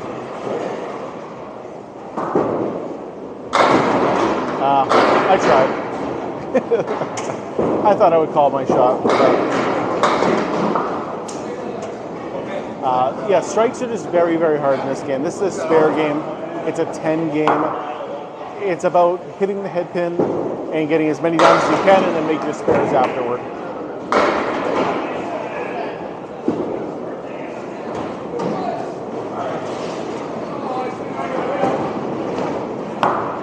I somehow doubt we're the closest here. Are you coming from this? Where are you coming from, roughly? Wow, that was a smooth ball right there. I didn't even hear that hit the lane. I like that. I like when that happens. Oh, Rhode Island? No, there's plenty of ones in the South Shore you can go to.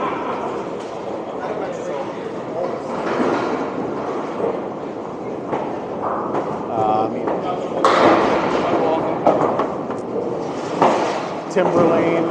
I don't know. There's a bunch down there, though.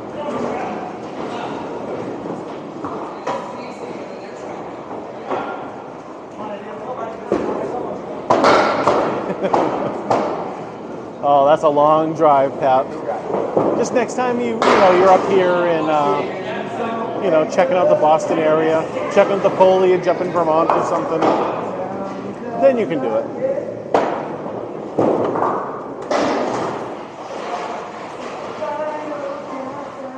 There are none in New Jersey. No.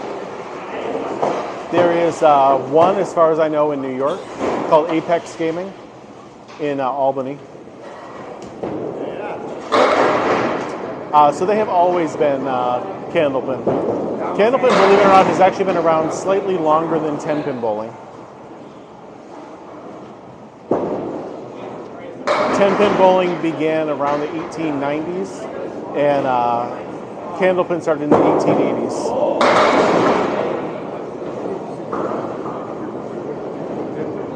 From what I read, at least.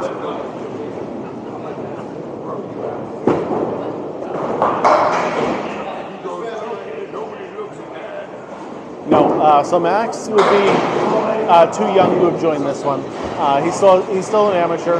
He still does the youth leagues and stuff, and I am not. I'll sub in once in a while, but I'm not on the level yet to bowl in this league. This is Riverwalk Lanes in Amesbury, Massachusetts.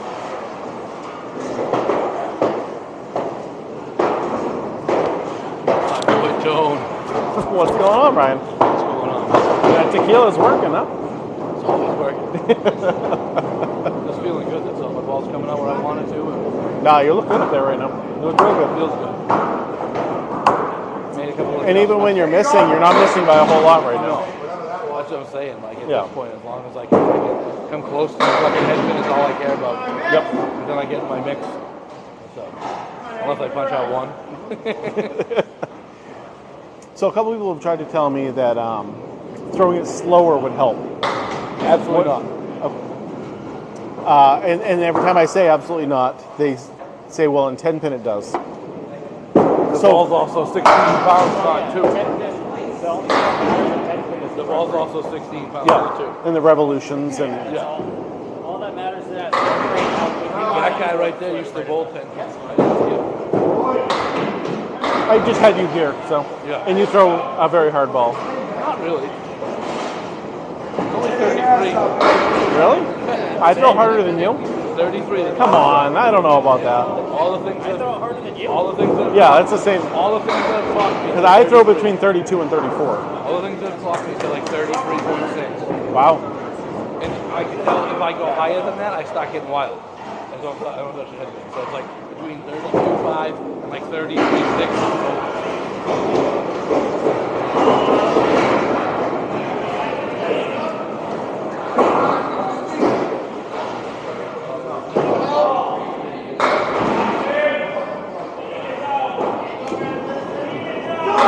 There you get it from the horse's mouth. Throw it harder.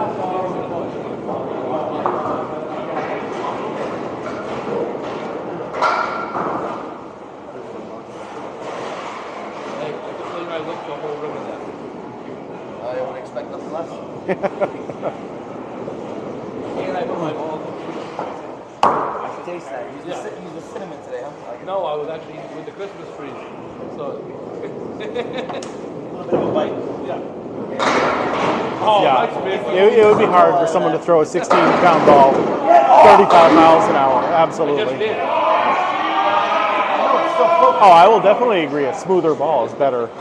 You definitely don't want to bounce. I love it every time. I wish I knew how to throw a smoother ball.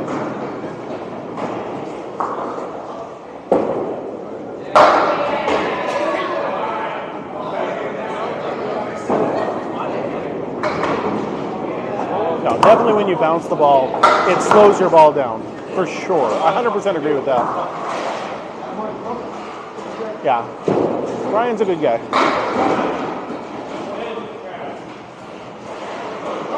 Wish I could have made it up there to, you know, to meet you for real. But it is what it is. Next year I'll be up there recording. Because then Max will be on a team and I'll be able to go watch him. Or you'll be coming down here, right? It's in Bangor next year.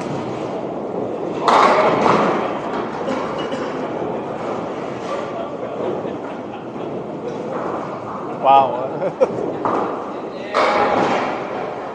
That is a strong throw right there.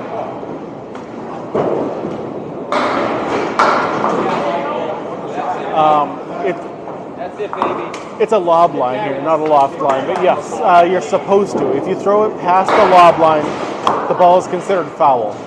And it won't count. So in a league like this, generally, people are going to respect it. Very casual leagues, you're going to see people not really adhere to that rule. And you'll see them throw it out there and not really care.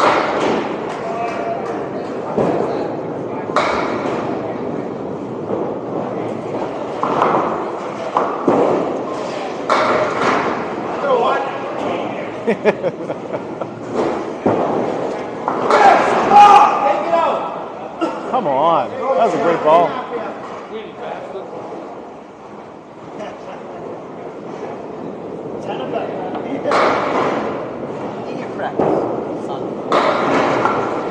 Bad jokes again? It's not a bad joke, but it's not a bad guy. That's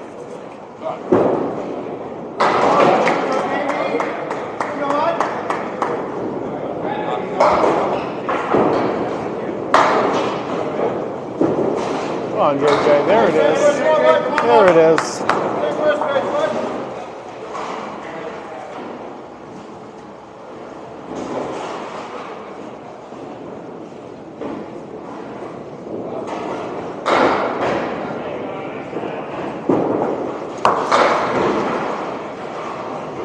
Like 10 pin is still a good sport. I have nothing against 10 pin. I think it's fine, but it's just not as good, not as fun as Candlepin.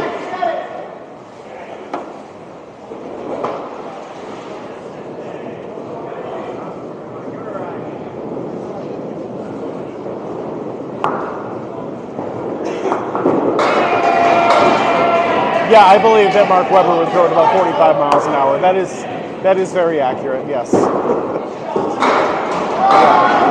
Wow, what a shot right there.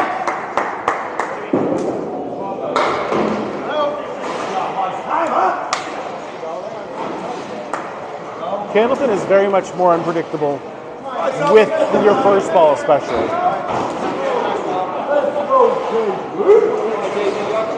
I mean, that's a really tough question, Roy, because it all depends on how you throw the ball, you know? So there's no perfect speed.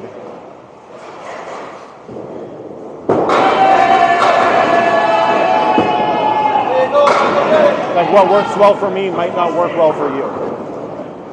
It's mostly if you can be consistent and accurate. You can do those two, whatever your speed is, it'll be fine.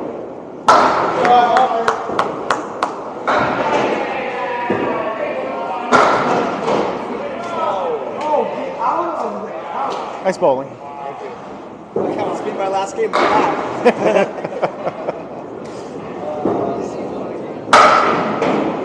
Load up! Yes. Yeah, because accuracy is the most important thing for sure. If you can throw the ball 80 miles an hour but you don't hit the head pin, it's not going to do you any good. What's going on, Henry? How are you?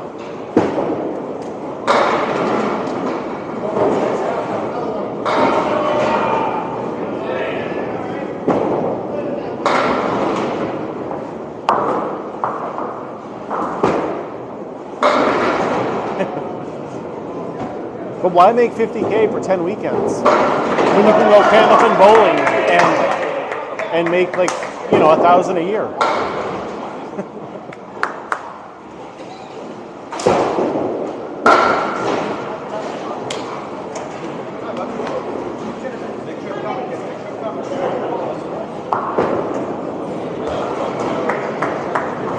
So there is no scoreboard here. I can tell you game 1 was 537 to 4, no. Oh, okay, yep, yeah, I see that now.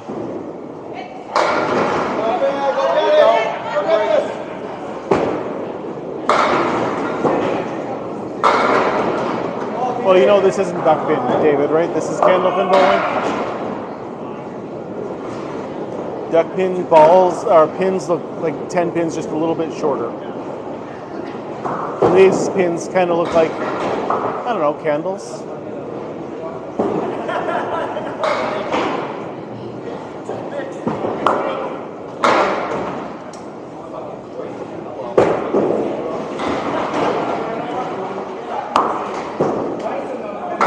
Oh, there you go. Nice spare.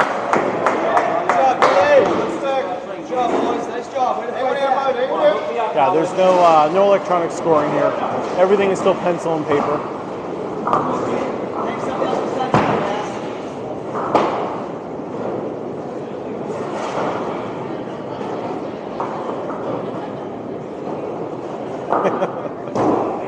If you say so, I prefer the electronic one where you at least have the screen so everyone can see the scores. It helps. Great ball from Mark Ricci.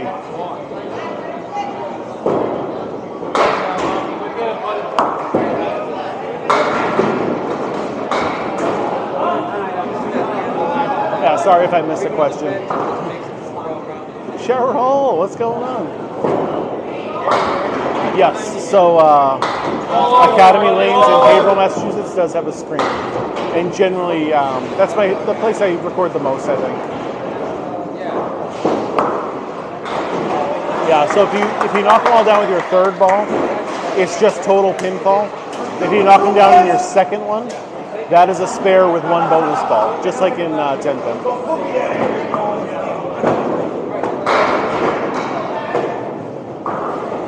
Yeah, Academy does have the electronic scoring, not the automatic scoring like some places have, but you know where you at least have a screen so you can keep seeing the scores.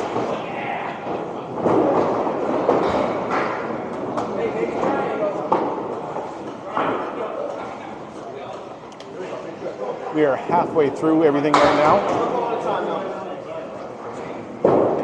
Oh, screwed up all the time. The kids just did a tournament up in Portsmouth, New Hampshire, and they have automatic scoring up there, and it is always messing up. Oh, I love Academy. The place is very nice. They got a great new bar there, and it's great. I love it. I love it there.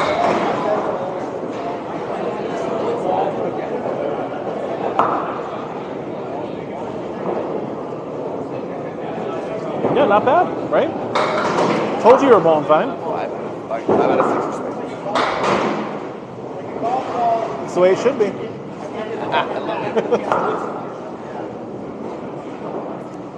See, I never did the wax pencil. We had the wet erase marker. It is primarily in the Northeast, yes. That's why this is Massachusetts here. Amesbury, Massachusetts.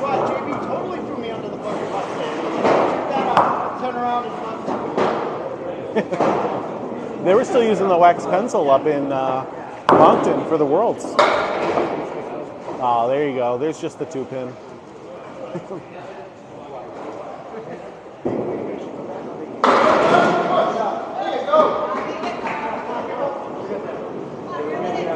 Yep, this is Candlepin bowling. The best kind of bowling. I don't think Woodside would agree with that right now, with quarter Worcester coming into the half Worcester. But it is the best kind of bowling.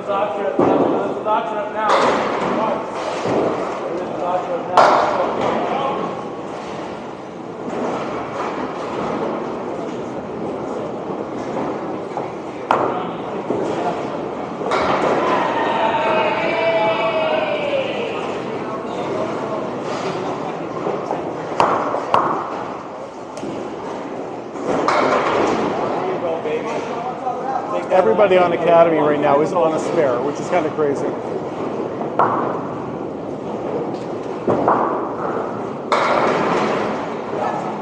Yeah, Candlepin bowling is very big up in Maine. I don't think as big as it used to be, but it's still definitely big up there.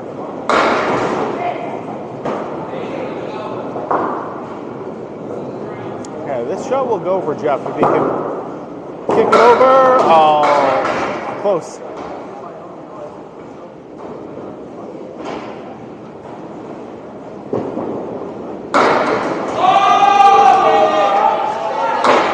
All over it. Yeah, it was definitely the right idea. Just didn't want to go for him.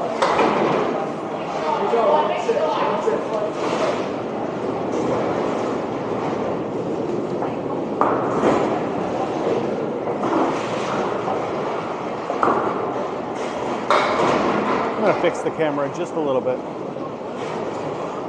Bring it a little more to the right-hand side. I think it got bumped.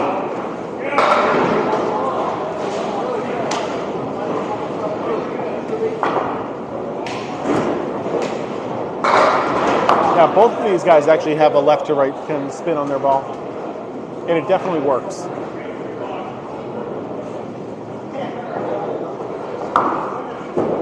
There you go. Nice shot from Buggea.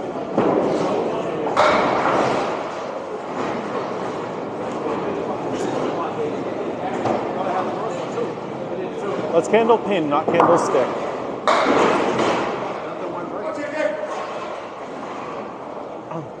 Okay, cool. So that's a good question.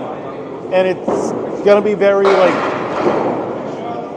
regional because I don't know a ton of people still. But for me, top 5, I love Josh Daly. I think he's fantastic. A great kid. He works well with the kids at my PDP. He works well with the kids at the academy with me. He helps coach. Tim Jalbert again, because he helps coach the kids at academy with me. For favorites, I know it's going to sound crazy, but again, you said favorites, not the best out there. Justin Lyonnaise. Justin Lyonnaise is great for getting new people into the pro scene. He was really big with working with me, getting a bunch of different people in. He's just a great guy. Charlie Collins, I think, is another fantastic bowler. And just, again, a super nice kid. And fifth.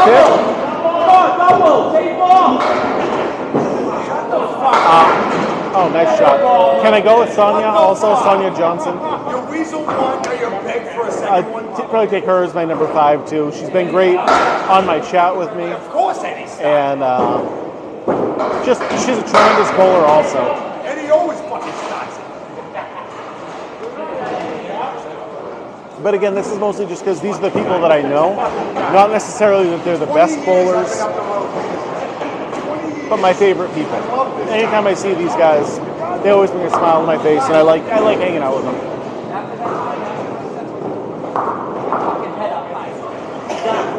No, this is Amesbury, Massachusetts. Not too far from Haverhill. That's actually a fact. And then beg for don't. Haverhill has academy lanes. This is Riverwalk Keep your lanes. head up high, but beg for it. How long beg? Yeah, she's been great. She's been popping on my stream too all the time, and she's just great to be around.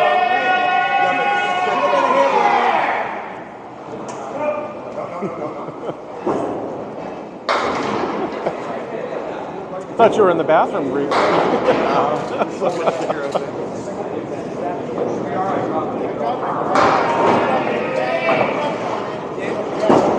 Oh, so you got to have a little kick at the end. The more English you put on it, the more likely you are to get a mark.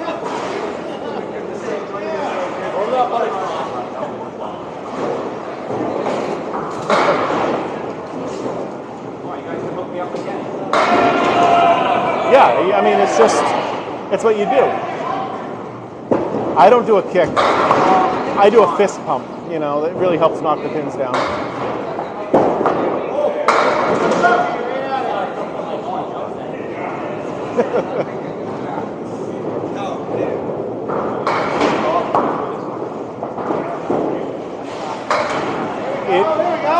Pretty good talking to people. You got to try doing, like, being mic'd up while you're also bowling and doing everything else. I don't even know if you commenting. Yeah.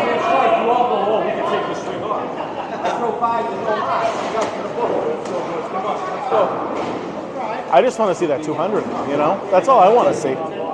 I mean, I've been told he's Mr. 227.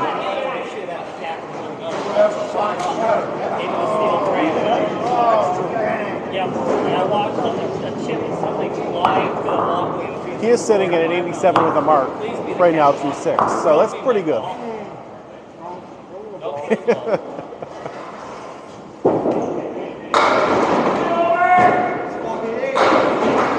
No, I hear you there. I definitely hear you there.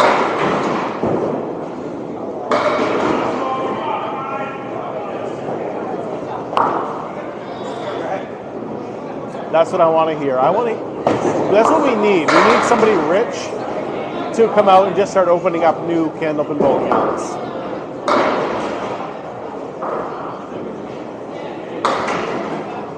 I've messaged a few people that make like bowling machines and just tried to see if they had any interest, but there's nothing so far. This is not a strike game, Tom. This is a spare game, or even a 10 game.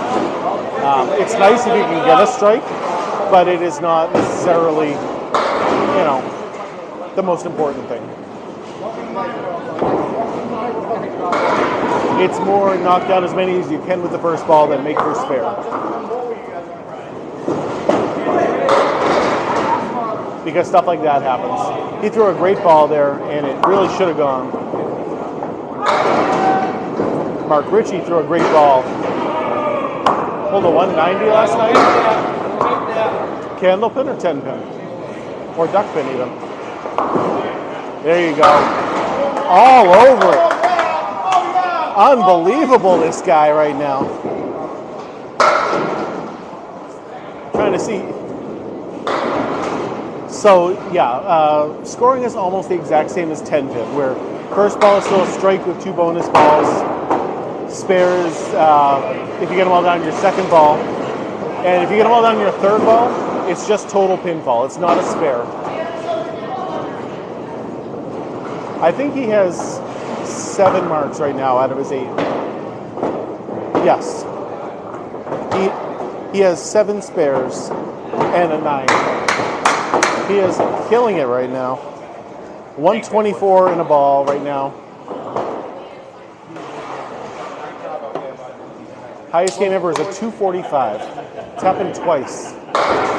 Chris Sargent's the most recent one to do it in Haverhill, and Ralph Sum was the first one to do it.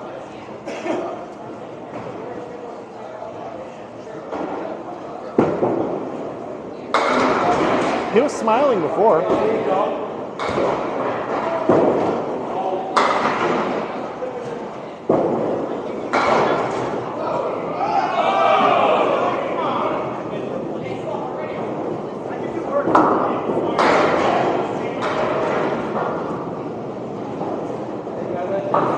No, on Tuesday nights we do 5 in a row because it's a speed league.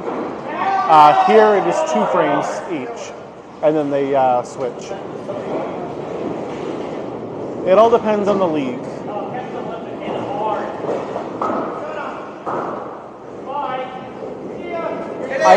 I prefer 5 in a row, but it all depends really whatever, you know. Whatever the league happens to be.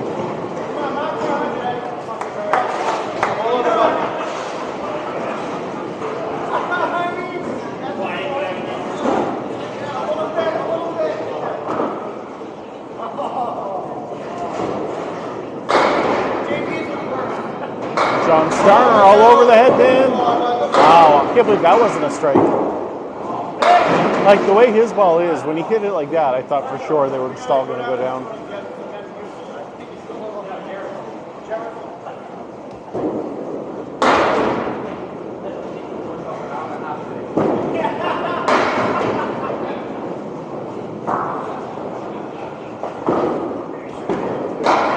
goes. Gets the spare out of it.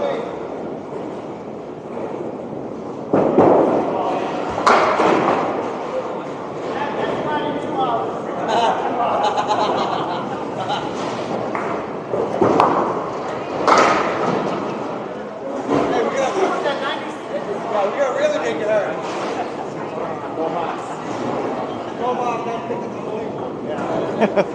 All right, sounds good. I'll see you on Tuesday. Actually, I'll also be recording on Sunday if you want to check that out. I'll be doing my ACST match against Rob Brown. I believe around 1 o'clock on Sunday.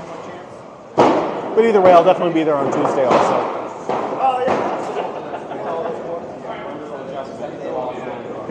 Got to get this guy a charger too, you know.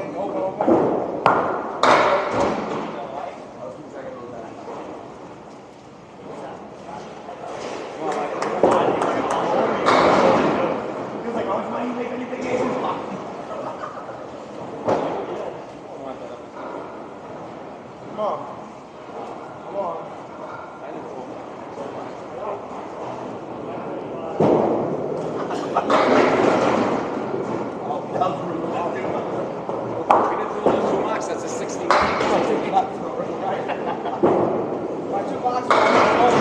Yeah, there's definitely a bunch of young people that play at Academy Lanes where I help coach the kids. We have 86 kids, I believe, in our youth league.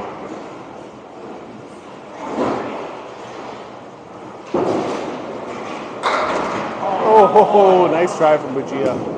And my son Max is a really, really good youth bowler also.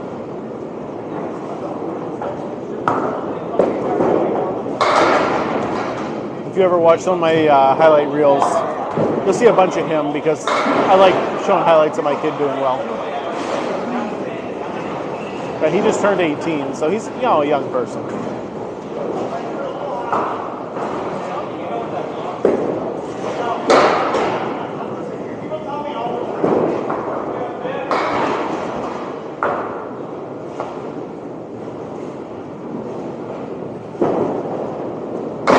Nice is too because the ball weighs so little. I mean, nice shot. That really young, like 4 and 5-year-olds can still do this game, and like the elderly also can still do this game because the ball doesn't weigh all that much. Where is this? This is Riverwalk Lanes in Amesbury, Massachusetts. My hometown and one of my most favorite bowling alleys right here.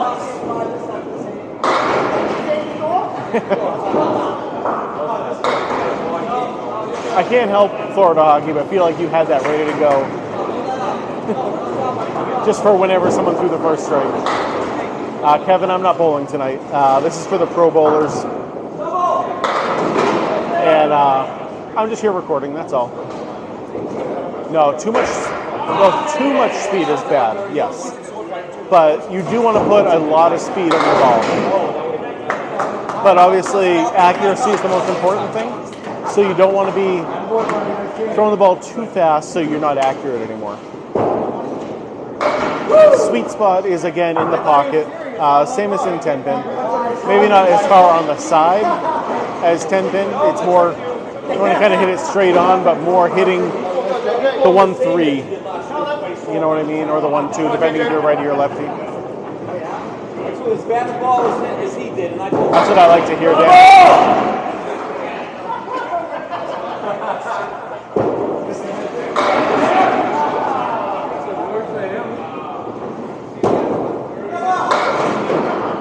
And neither of them can hit the pocket.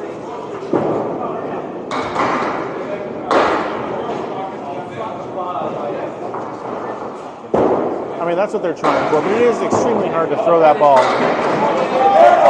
60 feet down the lane and still hit it exactly where you want it to.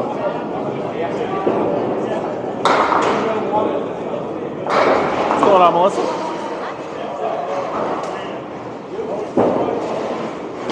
Congratulations to Dom. That was fantastic. Yep.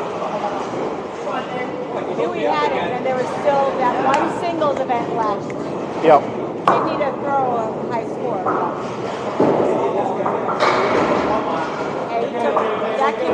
us for all of us in Division 4. But John held on to overall. So. Yeah. Yeah, Max got first in every event, but didn't win the all events for his age group. That's what it was, usually. What happened to Brianna last year? Molly beat her. Wow. Her doubles partner beat her in all events. This she's having her fourth one she's got first from. So. But John is the bigger accomplishment. Yeah, I mean, that's huge. It's funny because after it's like, I was looking at that trophy on the table and I was wondering how you got that. And then, okay, that's what you're getting at now. Yep, yep. Yeah, JJ is a very, very good bowler. He seems to bowl better whenever I record him. But he's gotten a lot better over the past couple of years. When I first met him, he was like, a 102 bowler. And he's been consistently getting better and better.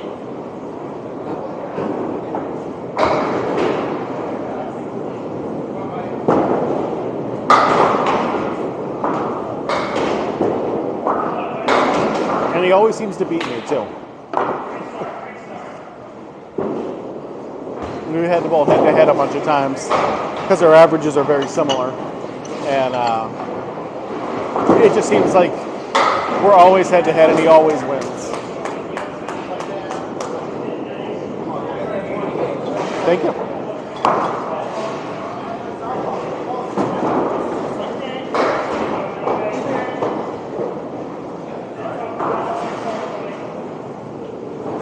Melissa and Mark's son, Dominic, just won the Portsmouth tournament that Max was in.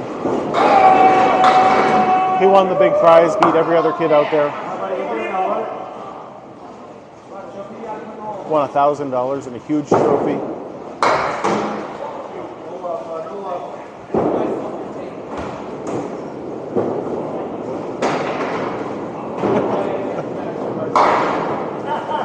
See, I don't know him, I don't know him that well. There is no oil on the lanes here in Candlepin, no. These are just straight wooden lanes.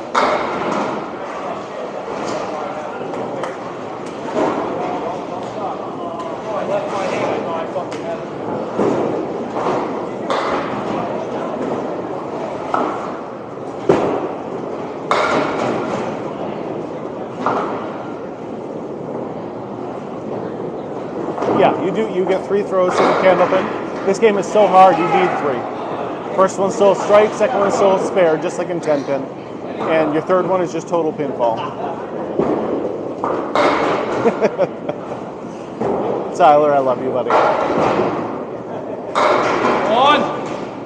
We all know it's Candlepin bowling, and it is the best kind of bowling there is.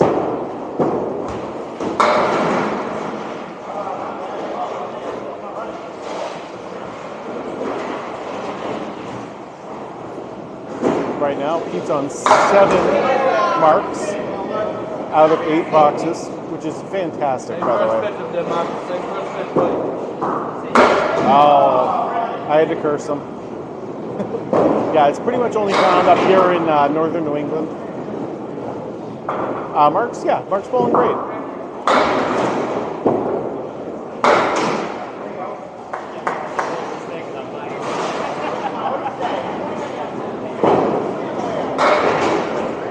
I mean, Pete's beating him with a 140 so far, but it's not like Mark's bowling bad.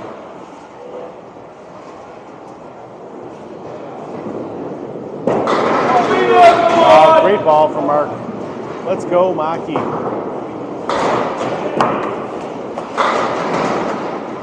Wow.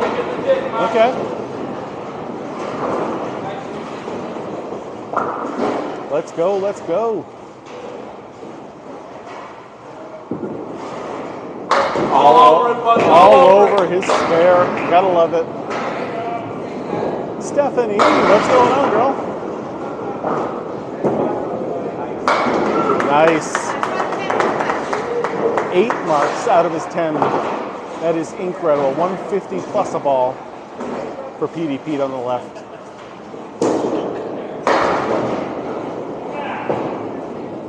Yeah, basically, if you're good at softball, you're going to be pretty good at this game. It helps.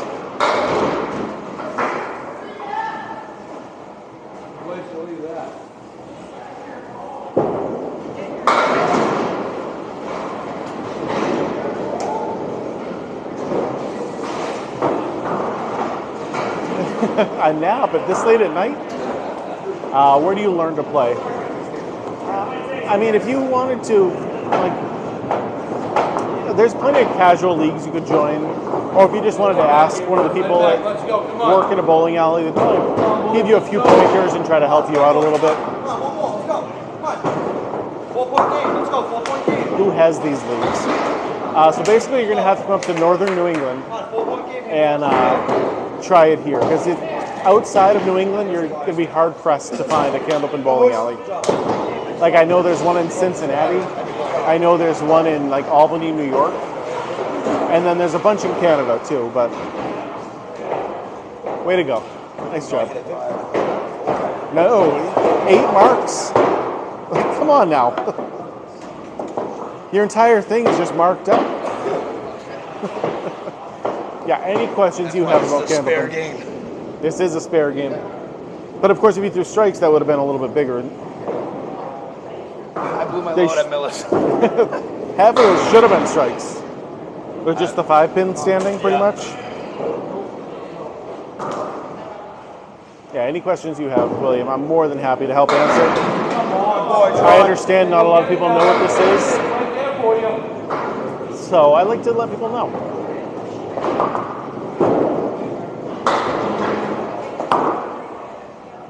And as always, thanks for the follows and the shares. Anything we can do to get more people to watch this game, the better.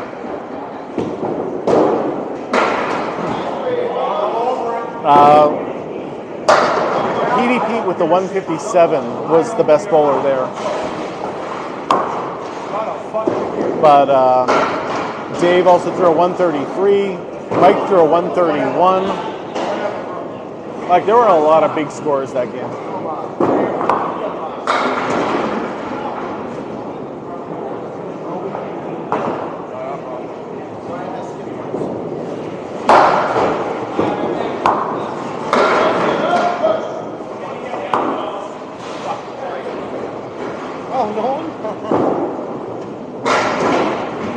So you get 3 throws per frame. First one's still a strike, second one is still a spare, and third one is total pinball with no bonus balls.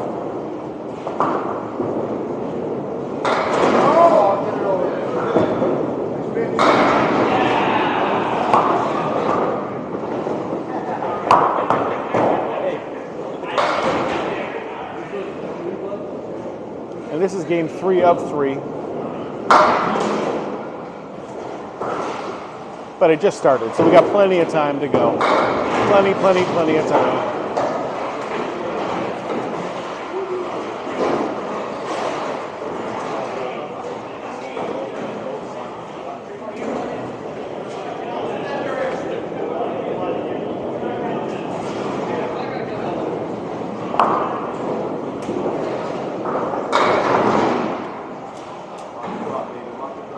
Just a bit off the head pin to the left there.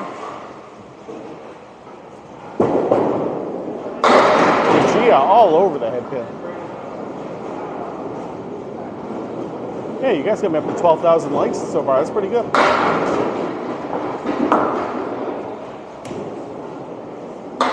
Oh, just missed it. All right, sounds good, Florida Hockey. I'll see you on Tuesday. Augustine, what's going on, my man? Wow, nice drive from Buggea. Well, this isn't really a new style of bowling, but it might be new to you. This is called Candlepin bowling carry, and this is the best kind of bowling there is. Basically, never really got outside of northern New England and maritime Canada. So if you've never seen it, it's probably because you've never gone bowling up in this area. But around here, this is the primary style of bowling that we do. Like 10-pin bowling, the big ball stuff. We don't really do around here that much. Wow, what a strike right there. Oh, I do love that honey butter. on those Texas Roadhouse rolls. Ooh. That is some good stuff right there. No, this is not duckpin. This is called candlepin bowling. Duckpin pins look more like 10 pins, but really, really short. These ones are taller than 10 pins and much thinner.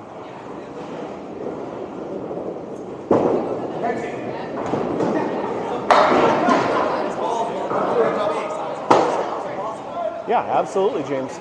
Any more questions you've got? I am here for you. Candlepin bowling, I know, is not something everybody knows about, so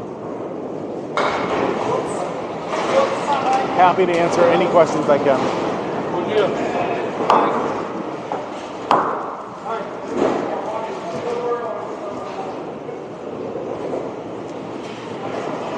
11 at night till 1 in the morning? Are you crazy?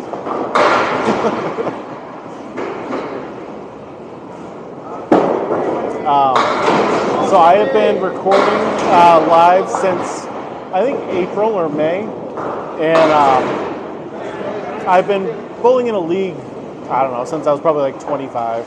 Lisa! And but I really started getting big into it like maybe like 5 years ago. You're into what? I was going to request to join the live with you. I have it all shut off. I know, you're like, there we go. How much does the ball weigh? The ball can weigh anywhere from 2 pounds 4 ounces to 2 pounds 7 ounces. Most people in this are probably going to have either 2 6s or 2 7s. I got you, Phil. Sometimes it takes a second. I love that you're so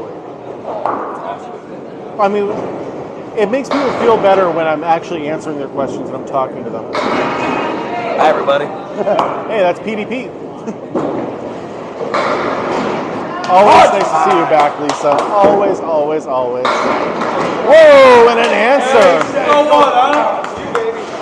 Yeah, absolutely. More than happy to answer every question I can. The ball actually weighs less than the pins here.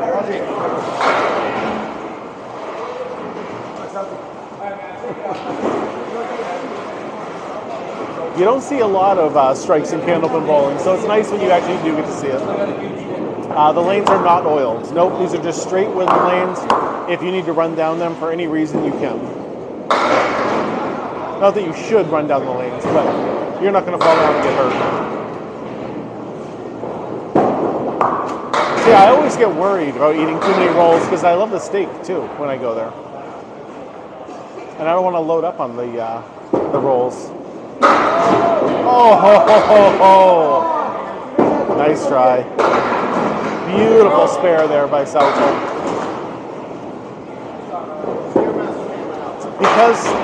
Because I deliver bread for a living, I don't like to spend money on bread. I get bread for free if I just go out to my truck. Steak, that is not the case.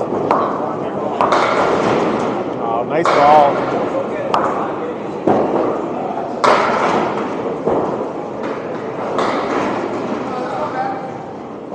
I like homemade bread. It's delicious, but since I can't smell bread, there's no reason for us to do that in our house. I love Candlepin bowling.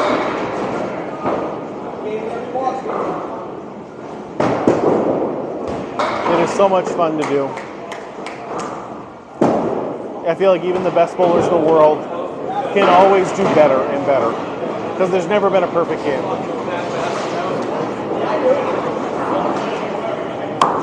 At least the ideal target line. So I don't know how to describe it because it's not the same as in 10 pin where you're really thinking even about that. You more just want to hit the head pin a little off to the side, the left or the right side. And kind of like straight on, but not directly straight on. Because if you hit the head pin straight on, you're just going to knock the 1-5 out. There you go, nice strike.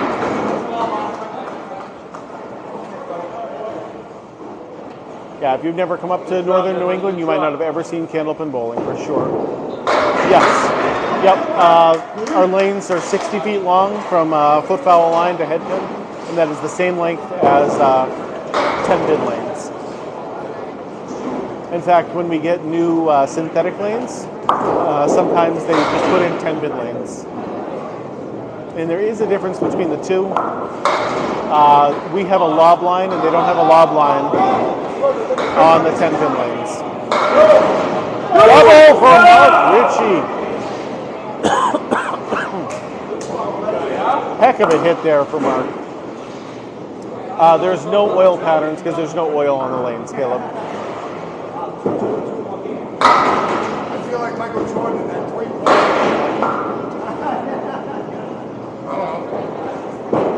Gotta love seeing a double. He's like Larry Bird. He's open his warm-ups the first 2 games.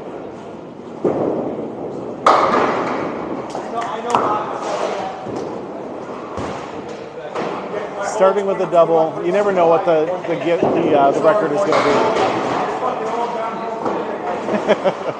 Number one gifter, thank you, Jill. Always nice seeing you. The rules are similar, but definitely different.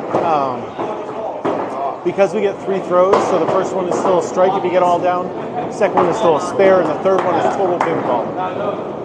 And so that's the real difference in scoring-wise, is the third ball. As a general rule, more speed is better. But that's not like a hard and fast rule. It's just a generality. Like, you still have to be very consistent.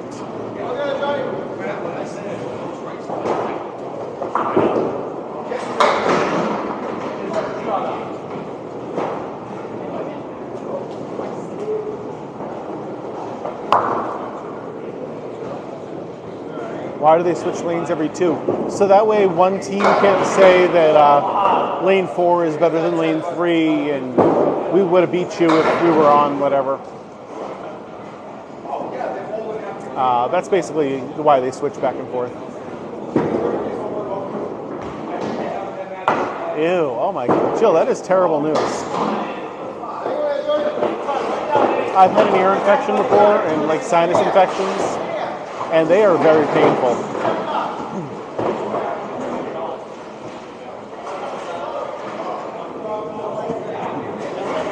So I hope it gets better soon for you. I really do. This has been going on for way too long. A perfect game has never happened in Candlepin bowling.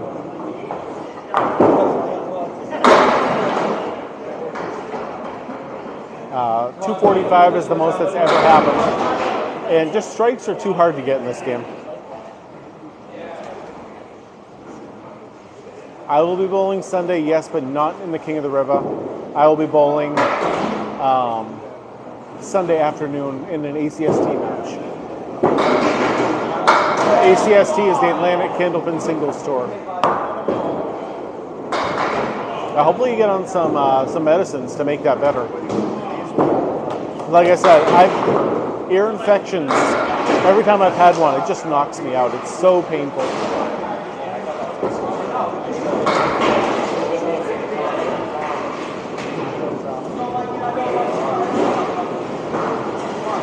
No, actually, this started around the 1880s.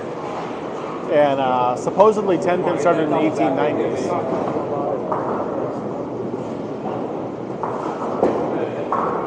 I should be on ESPN Sports. Well, if you know anybody, let them know. I would love to be on ESPN. I will be here at Riverwalk Lanes, actually. That'll be right after they do King of the River. I should be here to be able to do it. I'm going to be in the Haverhill Parade for the kids bowling league that we do. They want to get like a float together, and we're going to be in the Haverhill Christmas Parade.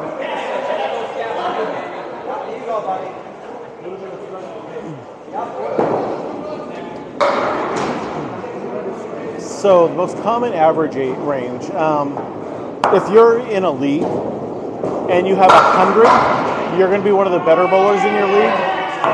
So I would say most common would be around at like a 85 to a 90 for just like a regular person who league bowls, you know, consistently bowls.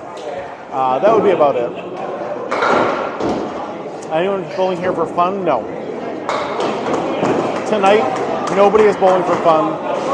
There's only 8 lanes in this bowling alley, and 4 of them are being taken up by the pros right now.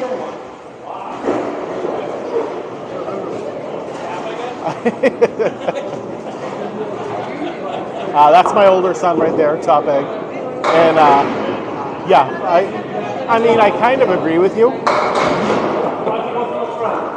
Although I enjoy it. If you ever look at the guys, unless they throw a strike, they're never having fun. Bowler on the right always goes first, yes.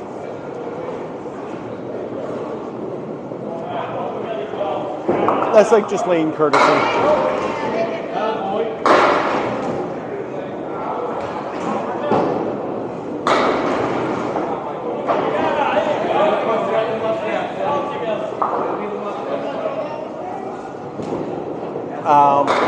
I average right around a 105 right now.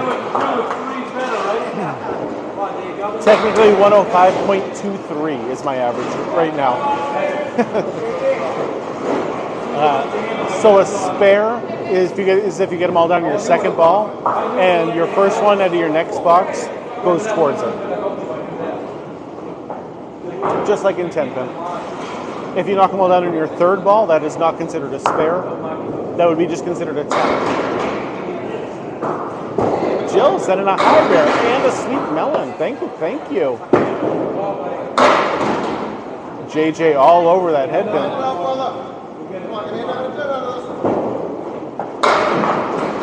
Jill, you are too nice to me, as always.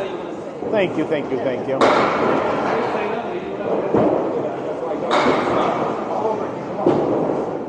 And right through the same hole is JJ Tourigny.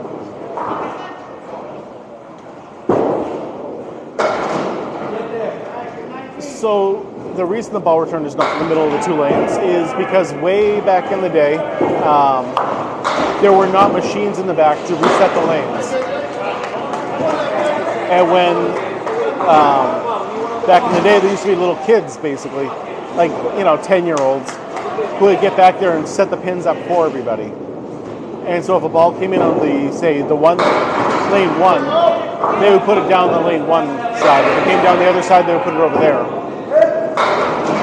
And that's what I was told is the reason why lane 1 has its own and lane 8 has its own. A 150 game is a very, very high game, yes.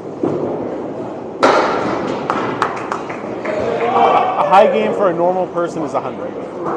For these guys, probably like a 130 or 140, they would consider a good game.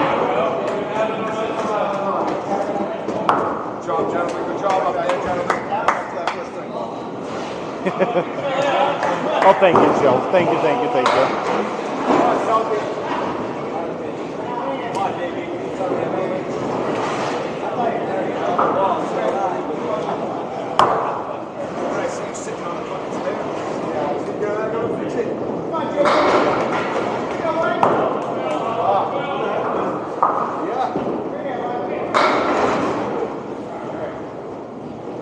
Ryan Southall coming in just off the head pin there. So the ball can weigh anywhere from 2 pounds 4 ounces to 2 pounds 7 ounces. But generally the pros are going to use the heavier balls, the 2 6s or the 2 7s.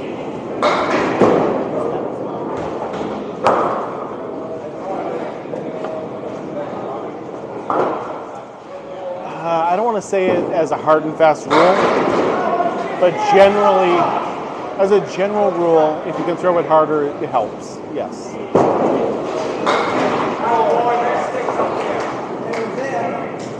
Obviously, accuracy is the most important thing still. So if you're overthrowing the ball, it's not going to help you. But if you can be accurate and throw it harder, you should. You should definitely do that. It definitely just makes the pins dance more.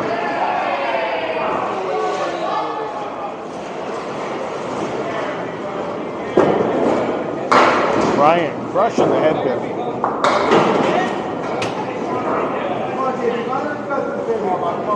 First ball can be out, but second ball on all day. Let's go.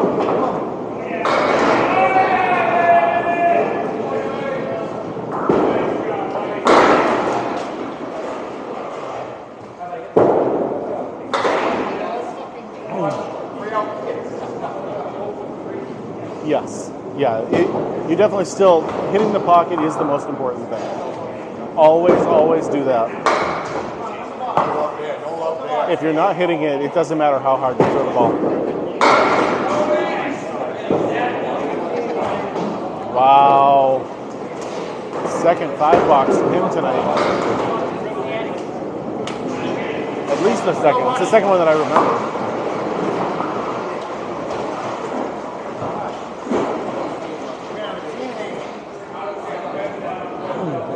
Petey Pete coming up at 157 last game. Mark Ricci with a double strike so far this game. 3 in a row. No.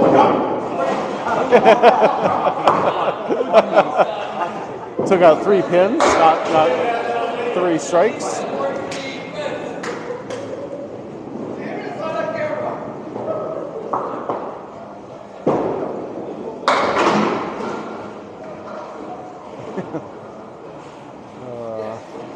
Alright, here he goes.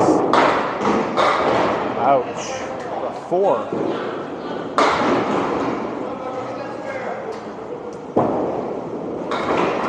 Pete hit the head pin, but no luck on it. It is definitely possible to hit strikes. It is just not common. This is a spare game or a 10 game more than anything else.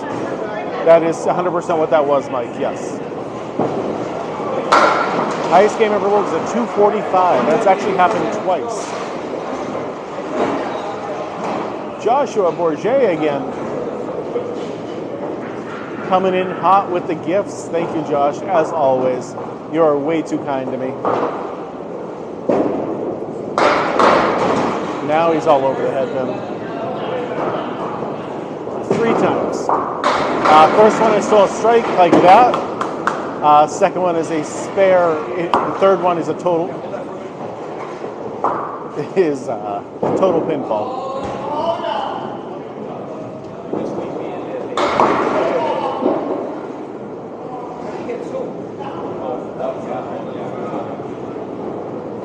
I 100% agree. I think this would take off well in the Orlando area. I really do. A lot of the retired people already know how to do candlepin bowling from around here. And I think Florida would just be a perfect place for this to go start up.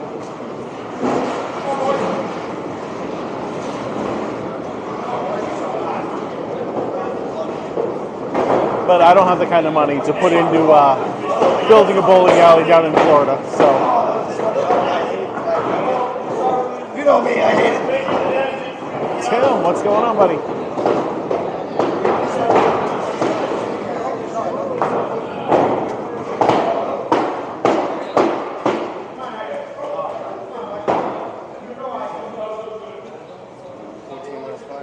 Where is this? This is Riverwalk Lanes in Amesbury, Massachusetts. Home of Mark Ricci. The guy you just saw up here bowling is the owner of this establishment.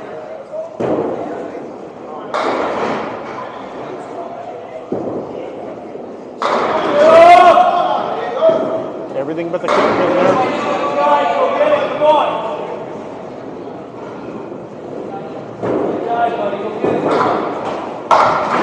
Wow. Great ball, just no luck.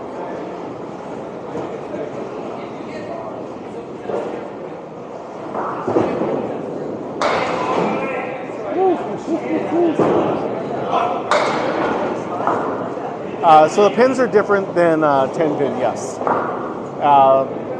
These are candle pins. They're much skinnier and a little bit taller. They're like an inch taller. It is mostly a straight throw that you want to do. There might be a little bit of a hook at the end, but generally they throw a nice straight ball.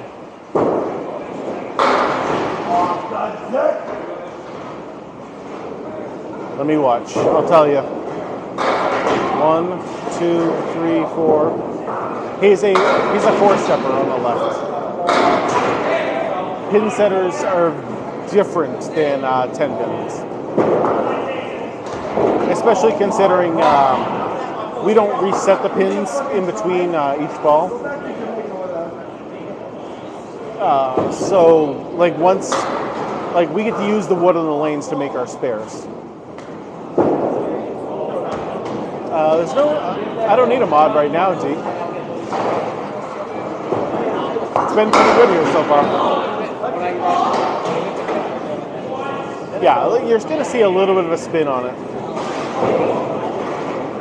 But like these two bowlers right here, Jeff Buggea and Nardone, they definitely have a little hook on the end of theirs. I never want to get rid of you. Scoring is almost the exact same. With first ball being a strike, second one being a spare, the exact same as 10 pin. And the third ball is just total pinfall, which is no bonus balls after that. That's the real difference between the scoring between this and 10 pin.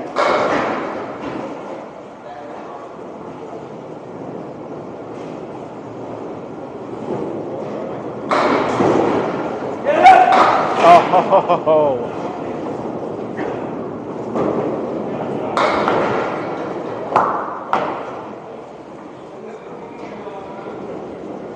Come on, Jeff, get in there.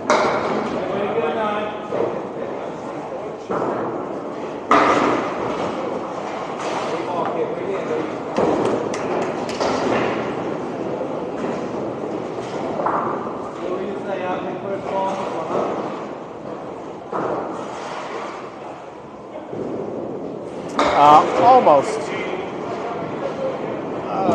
Trying to. This is definitely the third game, and I believe this is the. Yeah, it's the 1, 2, 4th box.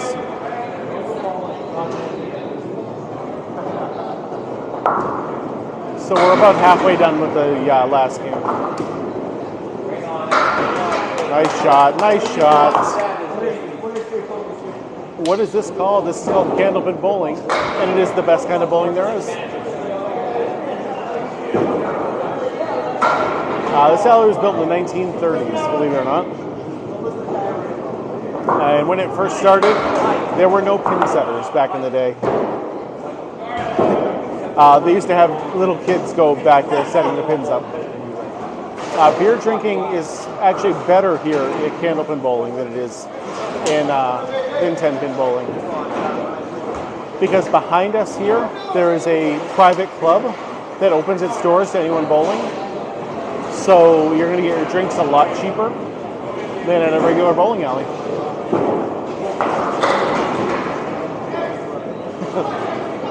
Yeah, Gavin, if you've never been up to New England, you might not have ever seen this kind of bowling before. I understand. It is significantly harder. The people you're watching right now are the best of the best. And you can see they're still having a hard time. This is a very difficult game.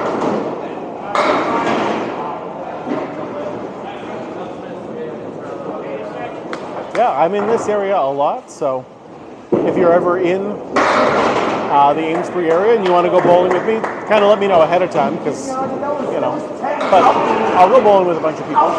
It's good times. The pins weigh 2 pounds, 8 ounces. They're 2.5 pounds. So they weigh just slightly more than the balls. No, the balls can't be any bigger than 2 pounds, 7 ounces. Wow. All over that one right there. You get 3 throws per frame.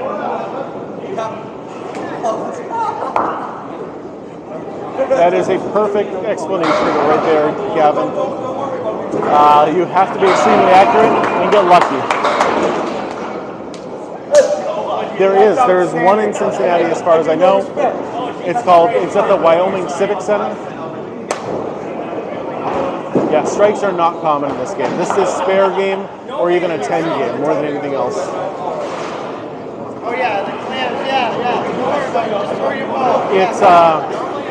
It's basically stain on it at this point from the balls hitting there. People dropping it too early. And it's basically through 90 years of bowling just built up. Yes. Eddie's been around for 85. Was he a pin setter here back in the day? I think he was a pin back in the day. Yeah. I call it a box too, but because most people know it as a frame, I have just gotten used to calling it a frame on here. But I always call it a box. So a perfect game would still be considered a 300. 12 strikes is a 300, and it is technically possible. But as you guys have seen, I don't know how much you've been watching, but strikes are hard to get. Strikes are extremely hard to get in Candlepin bowling. So 12 strikes in a row sounds almost impossible. Straight is better than curving it, yes, because nice shot. If you put too much spin on the ball, it's going to slow it down, and you really want to keep that speed up.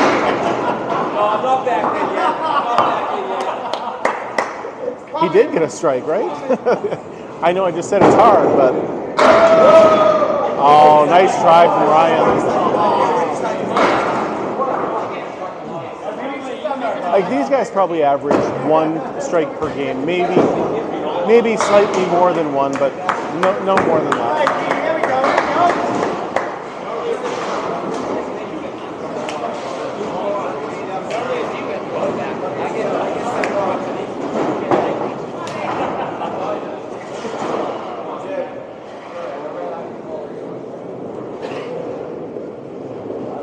This is definitely not an easy game. No. They're bowling 3 games tonight. This is the 3rd and final game. No, if you can knock them all down in 2, it's the same as in 10-pin where you get 1 bonus ball after your next one, added on to your score. If you get them all down in 3, there's no bonus balls and it's just total pinfall. So, typical average, if you're in a regular league and you have 100 average, you're going to be one of the better bowlers in your league. Anything more than that, and like, I'm around a 105 average, and I'm better than most people in most leagues, but I can't compete with these guys who have a 115 to 120 average. It's similar to duckpin, sure. Good night, Lisa. Have a great night. Always nice seeing you.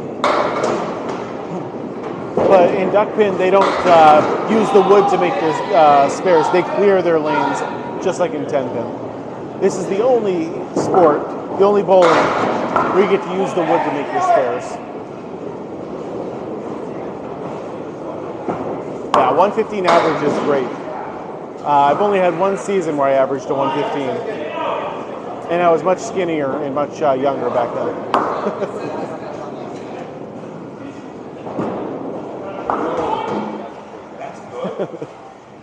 Spin is not anything we really consider, honestly. Like accuracy, number 1, speed, number 2. Consistency is number 3. And I guess spin would be like a distant number 4. Yeah, absolutely. Some guy, I am more than happy to give any answer I can.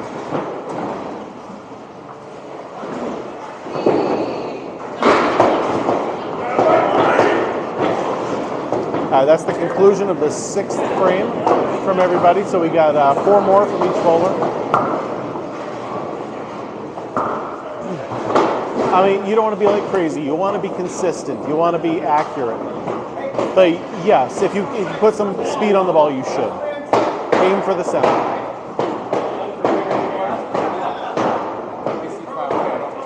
First ball is almost more luck than anything else. It's really the spares in the 10s where you're showing off your skill.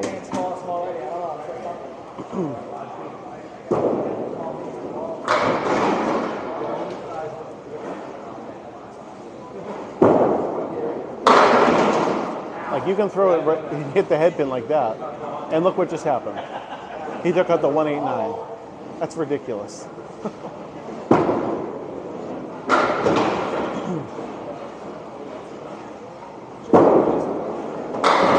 Oh, he almost made it though. He almost made it. That would have been a highlight reel shot right there.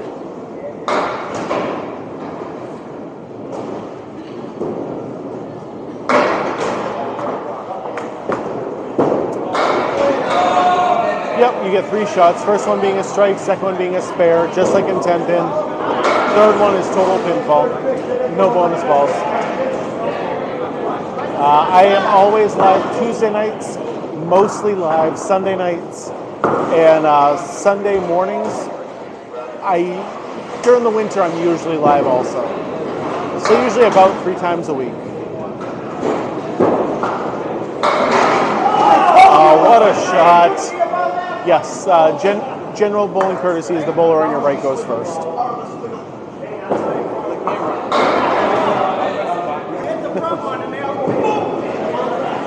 That was a beautiful strike right there. It really was. He says he's showing off for the camera.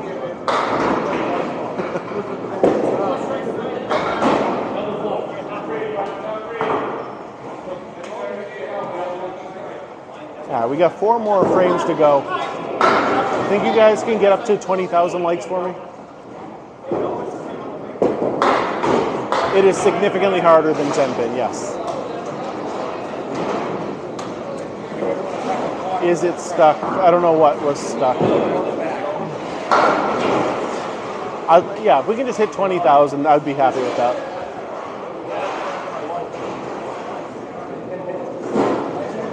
We got a ways to go. We still got like 20 minutes, so we've plenty of time to do it. No, back to the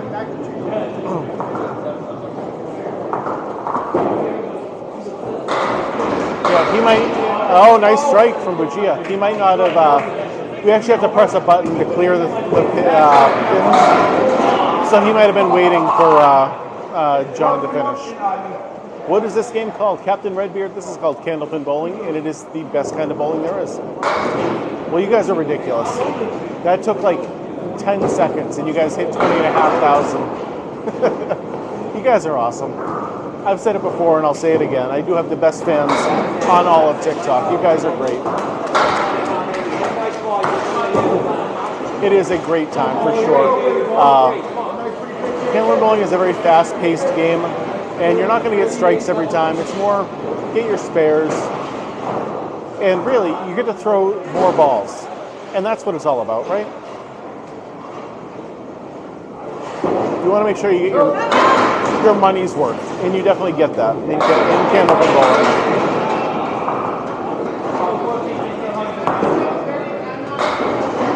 Yeah, so tonight we're in Riverwalk Lanes in Amesbury, Massachusetts. Normally, I'm in Haverhill, Massachusetts. That's my home bowling alley, but Riverwalk Lanes is my number 2. I'm here all the time.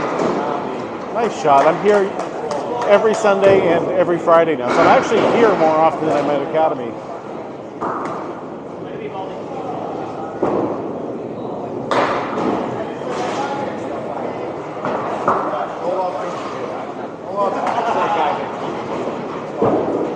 That was a very, very nice shot.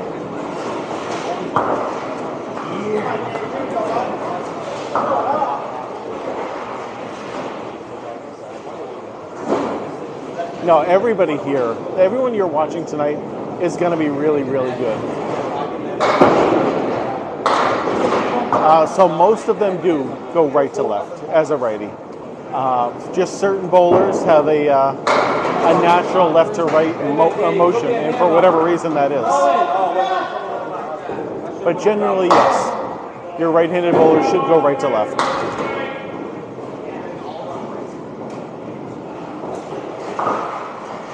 I wouldn't say it's common. It just, some people it just naturally does it. Okay. in behind it and fell forward and hit it.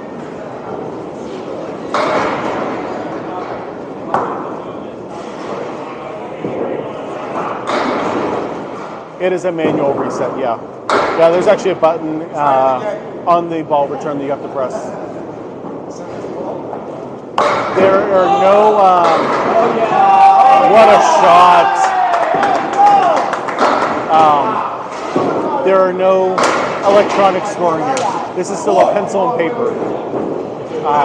This is Riverwalk lanes. It's in Amesbury, Massachusetts. This is not 10-pin, this is Candlepin, and it is the best kind of ball there is.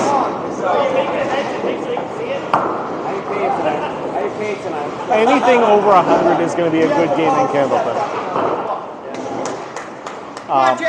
Like a really good score if you can throw like a 130 or a 140, but generally 100. This is Massachusetts, yes. Amesbury, Massachusetts. I've never tried 5-pin. It's one of those ones that I want. 5-pin is awesome. Yeah, that's what Alex says. We went up to Prince Edward Island. I think it was back in like 2018. Yeah. We found this little place and we were up there for 3 hours bowling. Really? It's so different. Only the 5 pins that were at a certain point. You use a duck pin bowl. Okay. It's that size, a 5.5. Fucking cool. It's awesome. It's so much fun. Yeah, it's one of those ones I've always wanted to try. Yeah. The closest one is from here. You're going to go to New Brunswick in Gagetown. It's on a military base. Highest score you can have in bowling. In 5 pins, it's 450. Yep. In bowling. They go, oh, 300. No, 5 pins, 450. 450. Yeah, this used to be on TV. 5 points, and a triple was 50 per box. Growing up, I would watch this every Saturday morning with my grandmother. Yeah, I know. So when my wife is here, she keeps score for me, so then I can show you guys. But with her not being here tonight, I can't keep score, read the chat, talk to you guys, pay attention to everything. I can't do it all by myself. So I have to get rid of something, and it is the score, is what I chose to get rid of. Yeah, there we go. Yep, 10 frames, almost the exact same as 10. There's never been a perfect game, no. 245 is the most that's ever happened. Left my hand on my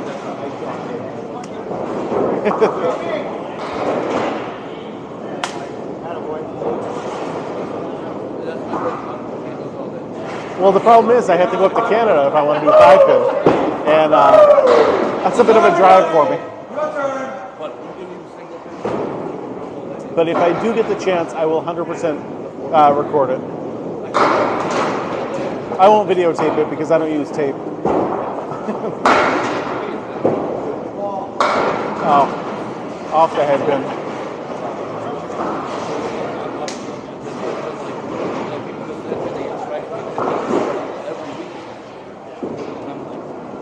All right, we hit 25,000 likes. You guys are awesome.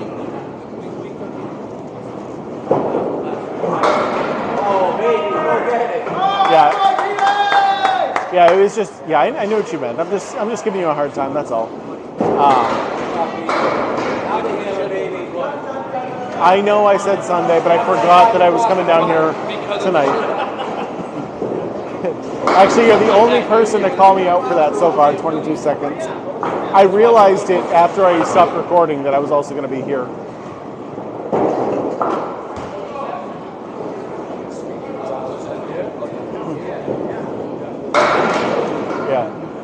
Yeah, I said I'll see you guys on Sunday, and then forgot that the Pro Bowlers are back from Worlds.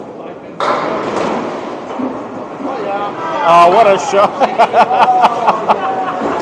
I wish I had that on camera. Mark Ricci just did the DX.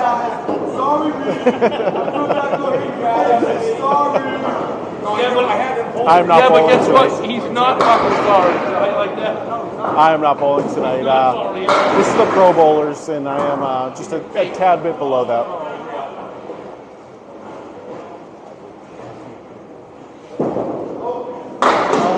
Oh. Oh, keep it up. I'm gonna rub my nuts Put the out. hook down for him before you go.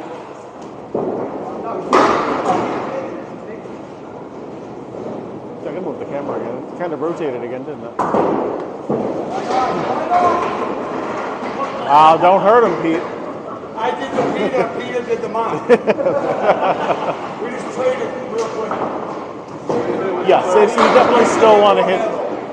You don't want to hit it as much as you do in 10-pin in the pocket, but you want to hit the head pin, but just a little off to the side. Straight on the head pin is terrible. You're just going to punch it straight through, and you're just going to hit the 1-5 and then be very upset. So you want to hit, but basically the space in between the first and third or the first and second pin. Yeah, you'll chop right through it. It is the worst thing when that happens.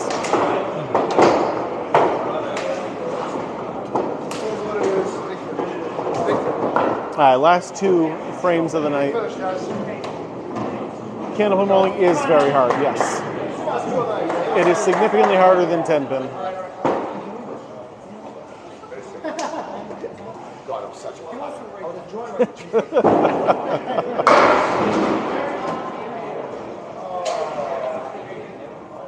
I mean, don't we all hate the head pin?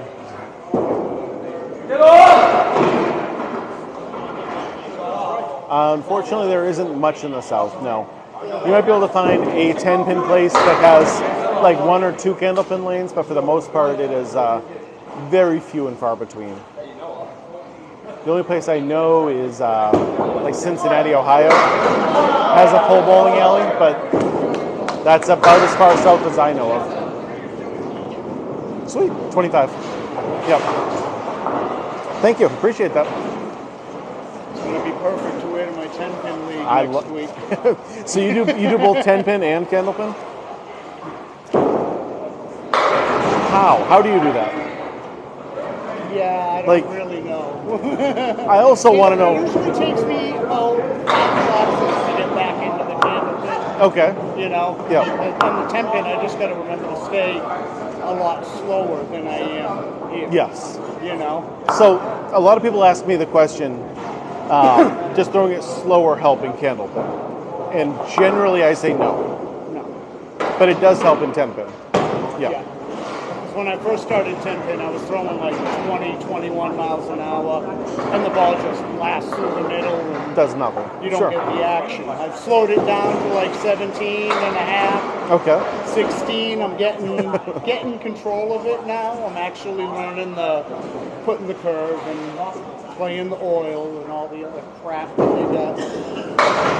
Did you see my video where me and the wife did 10-pin bowling? I think I did see.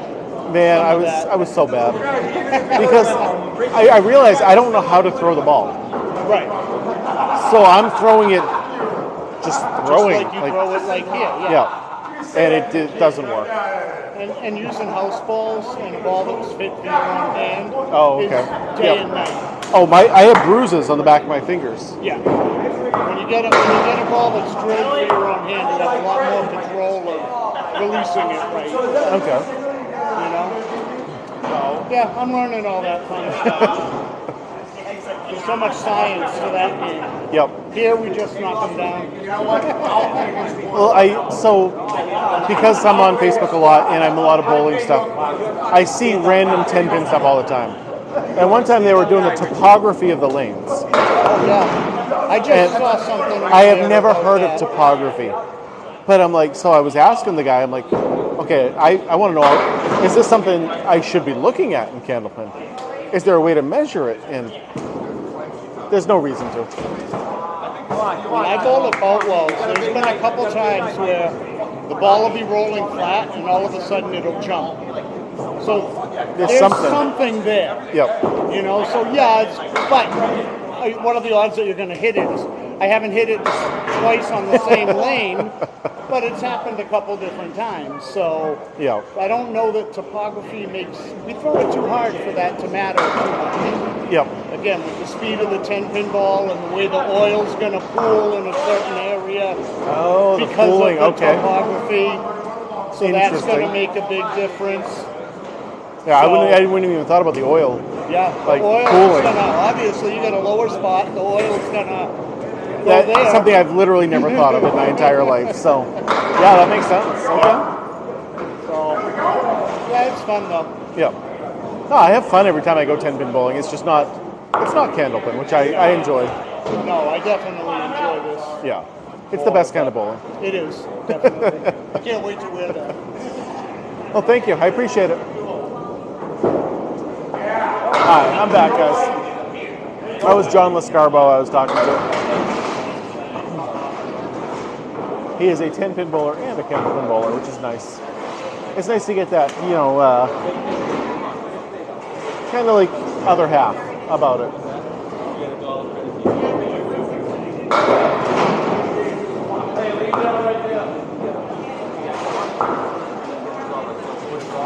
We're getting new shirts. We're getting new shirts. $25 right down there. Says what? Candlepin bowling, the best kind of bowling. No, we need shirts with our names on them. We need real shirts. I got fabric markers. We need real shirts. No, we need real shirts. No, we're getting new shirts. So no, nobody bowls two-handed Candlepin. Again, it's mostly going to take away your speed on your ball. We're going to take 11 other shirts. And it's all about, it's not all about the speed, but it is very important.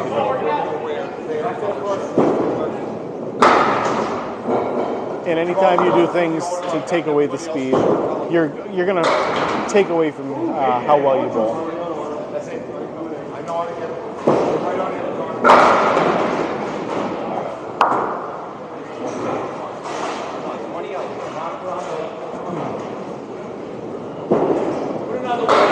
Wow, what a ball. Come on. That looked good right there.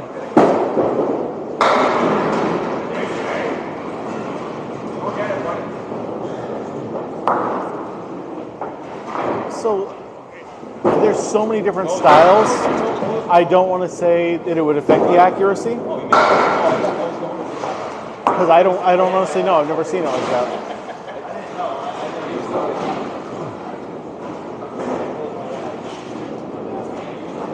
So if the pin is on the lane, it is live wood, and it can be used to make your spares. If the pin is in the gutter, then it is dead wood and it doesn't count. I don't take mods away from anybody. If you lose your account and you need to come in as a new account, then you just don't have it. That's all.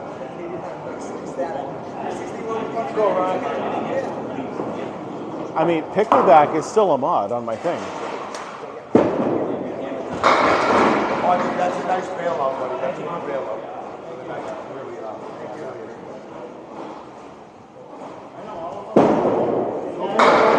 You know I need my lemonades.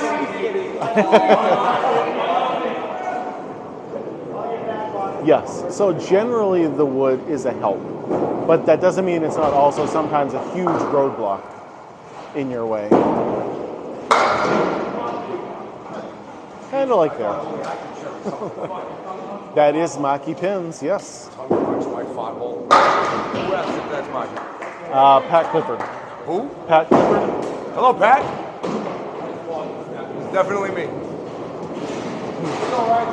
Come on, Southall.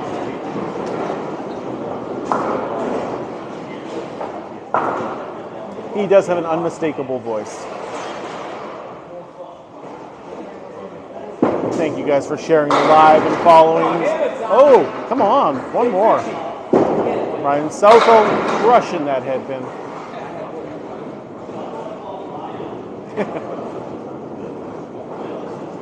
I don't know, she's never had to deal with that.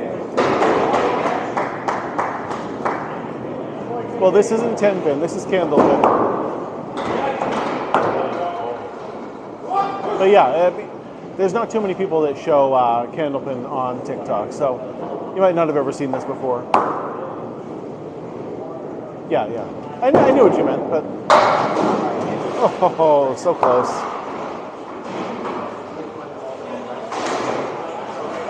Eric, are you anywhere in the New England area? Because if not, there isn't one going to be near you, unfortunately.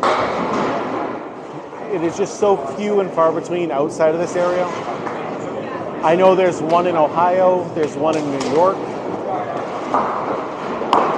Dallas, Texas, you are nowhere near a Candlepin bowling alley, I'm sorry.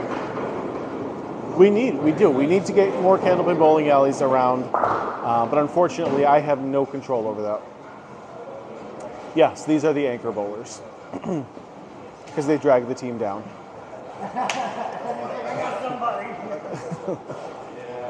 I'm not bowling beefaroni. It's I'm just recording and watching them bowl. These are the pro bowlers right down the street over at Riverwalk Lanes. I was going to say at 140, but yeah, duck pin, that makes more sense. Raj, anytime I get you for the night, it's only within 5 fucking pins. It's been most of the nights you've got me. Yeah, but you can't let me blow you out. So these are going to be the last 2 bowlers of the night. Hey, 80s and 90s. Why not? And it has been a great night of bowling. There's been it's been a lot of big scores, a lot of marks happened. They're going to keep me busy tomorrow during my highlight reels.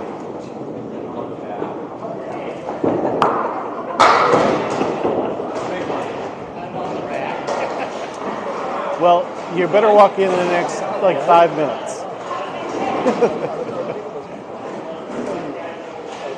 So this is definitely the most popular here in Massachusetts and New Hampshire.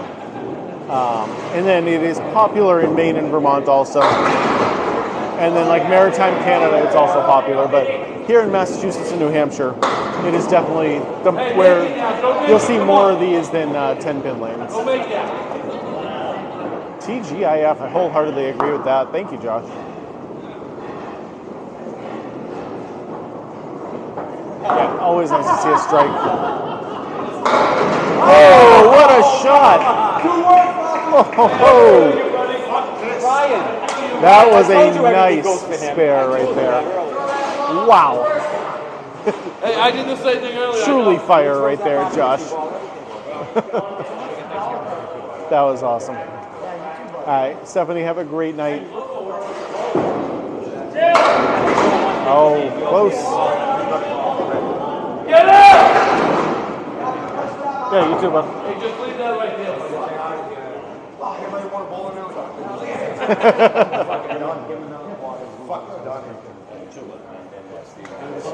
Happy Thanksgiving. All right. Everyone, I want to thank you all for coming down. This was a great time spending it with you all. I have the best fans on all of TikTok, for real. Thank you for all the shares. Thank you for all the follows today.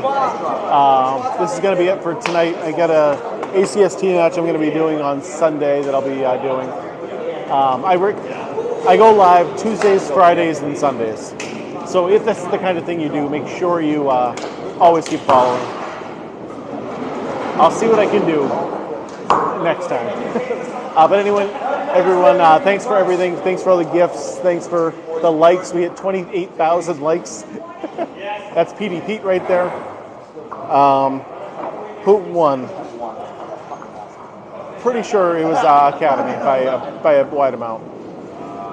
But anyway, have a great night, everybody.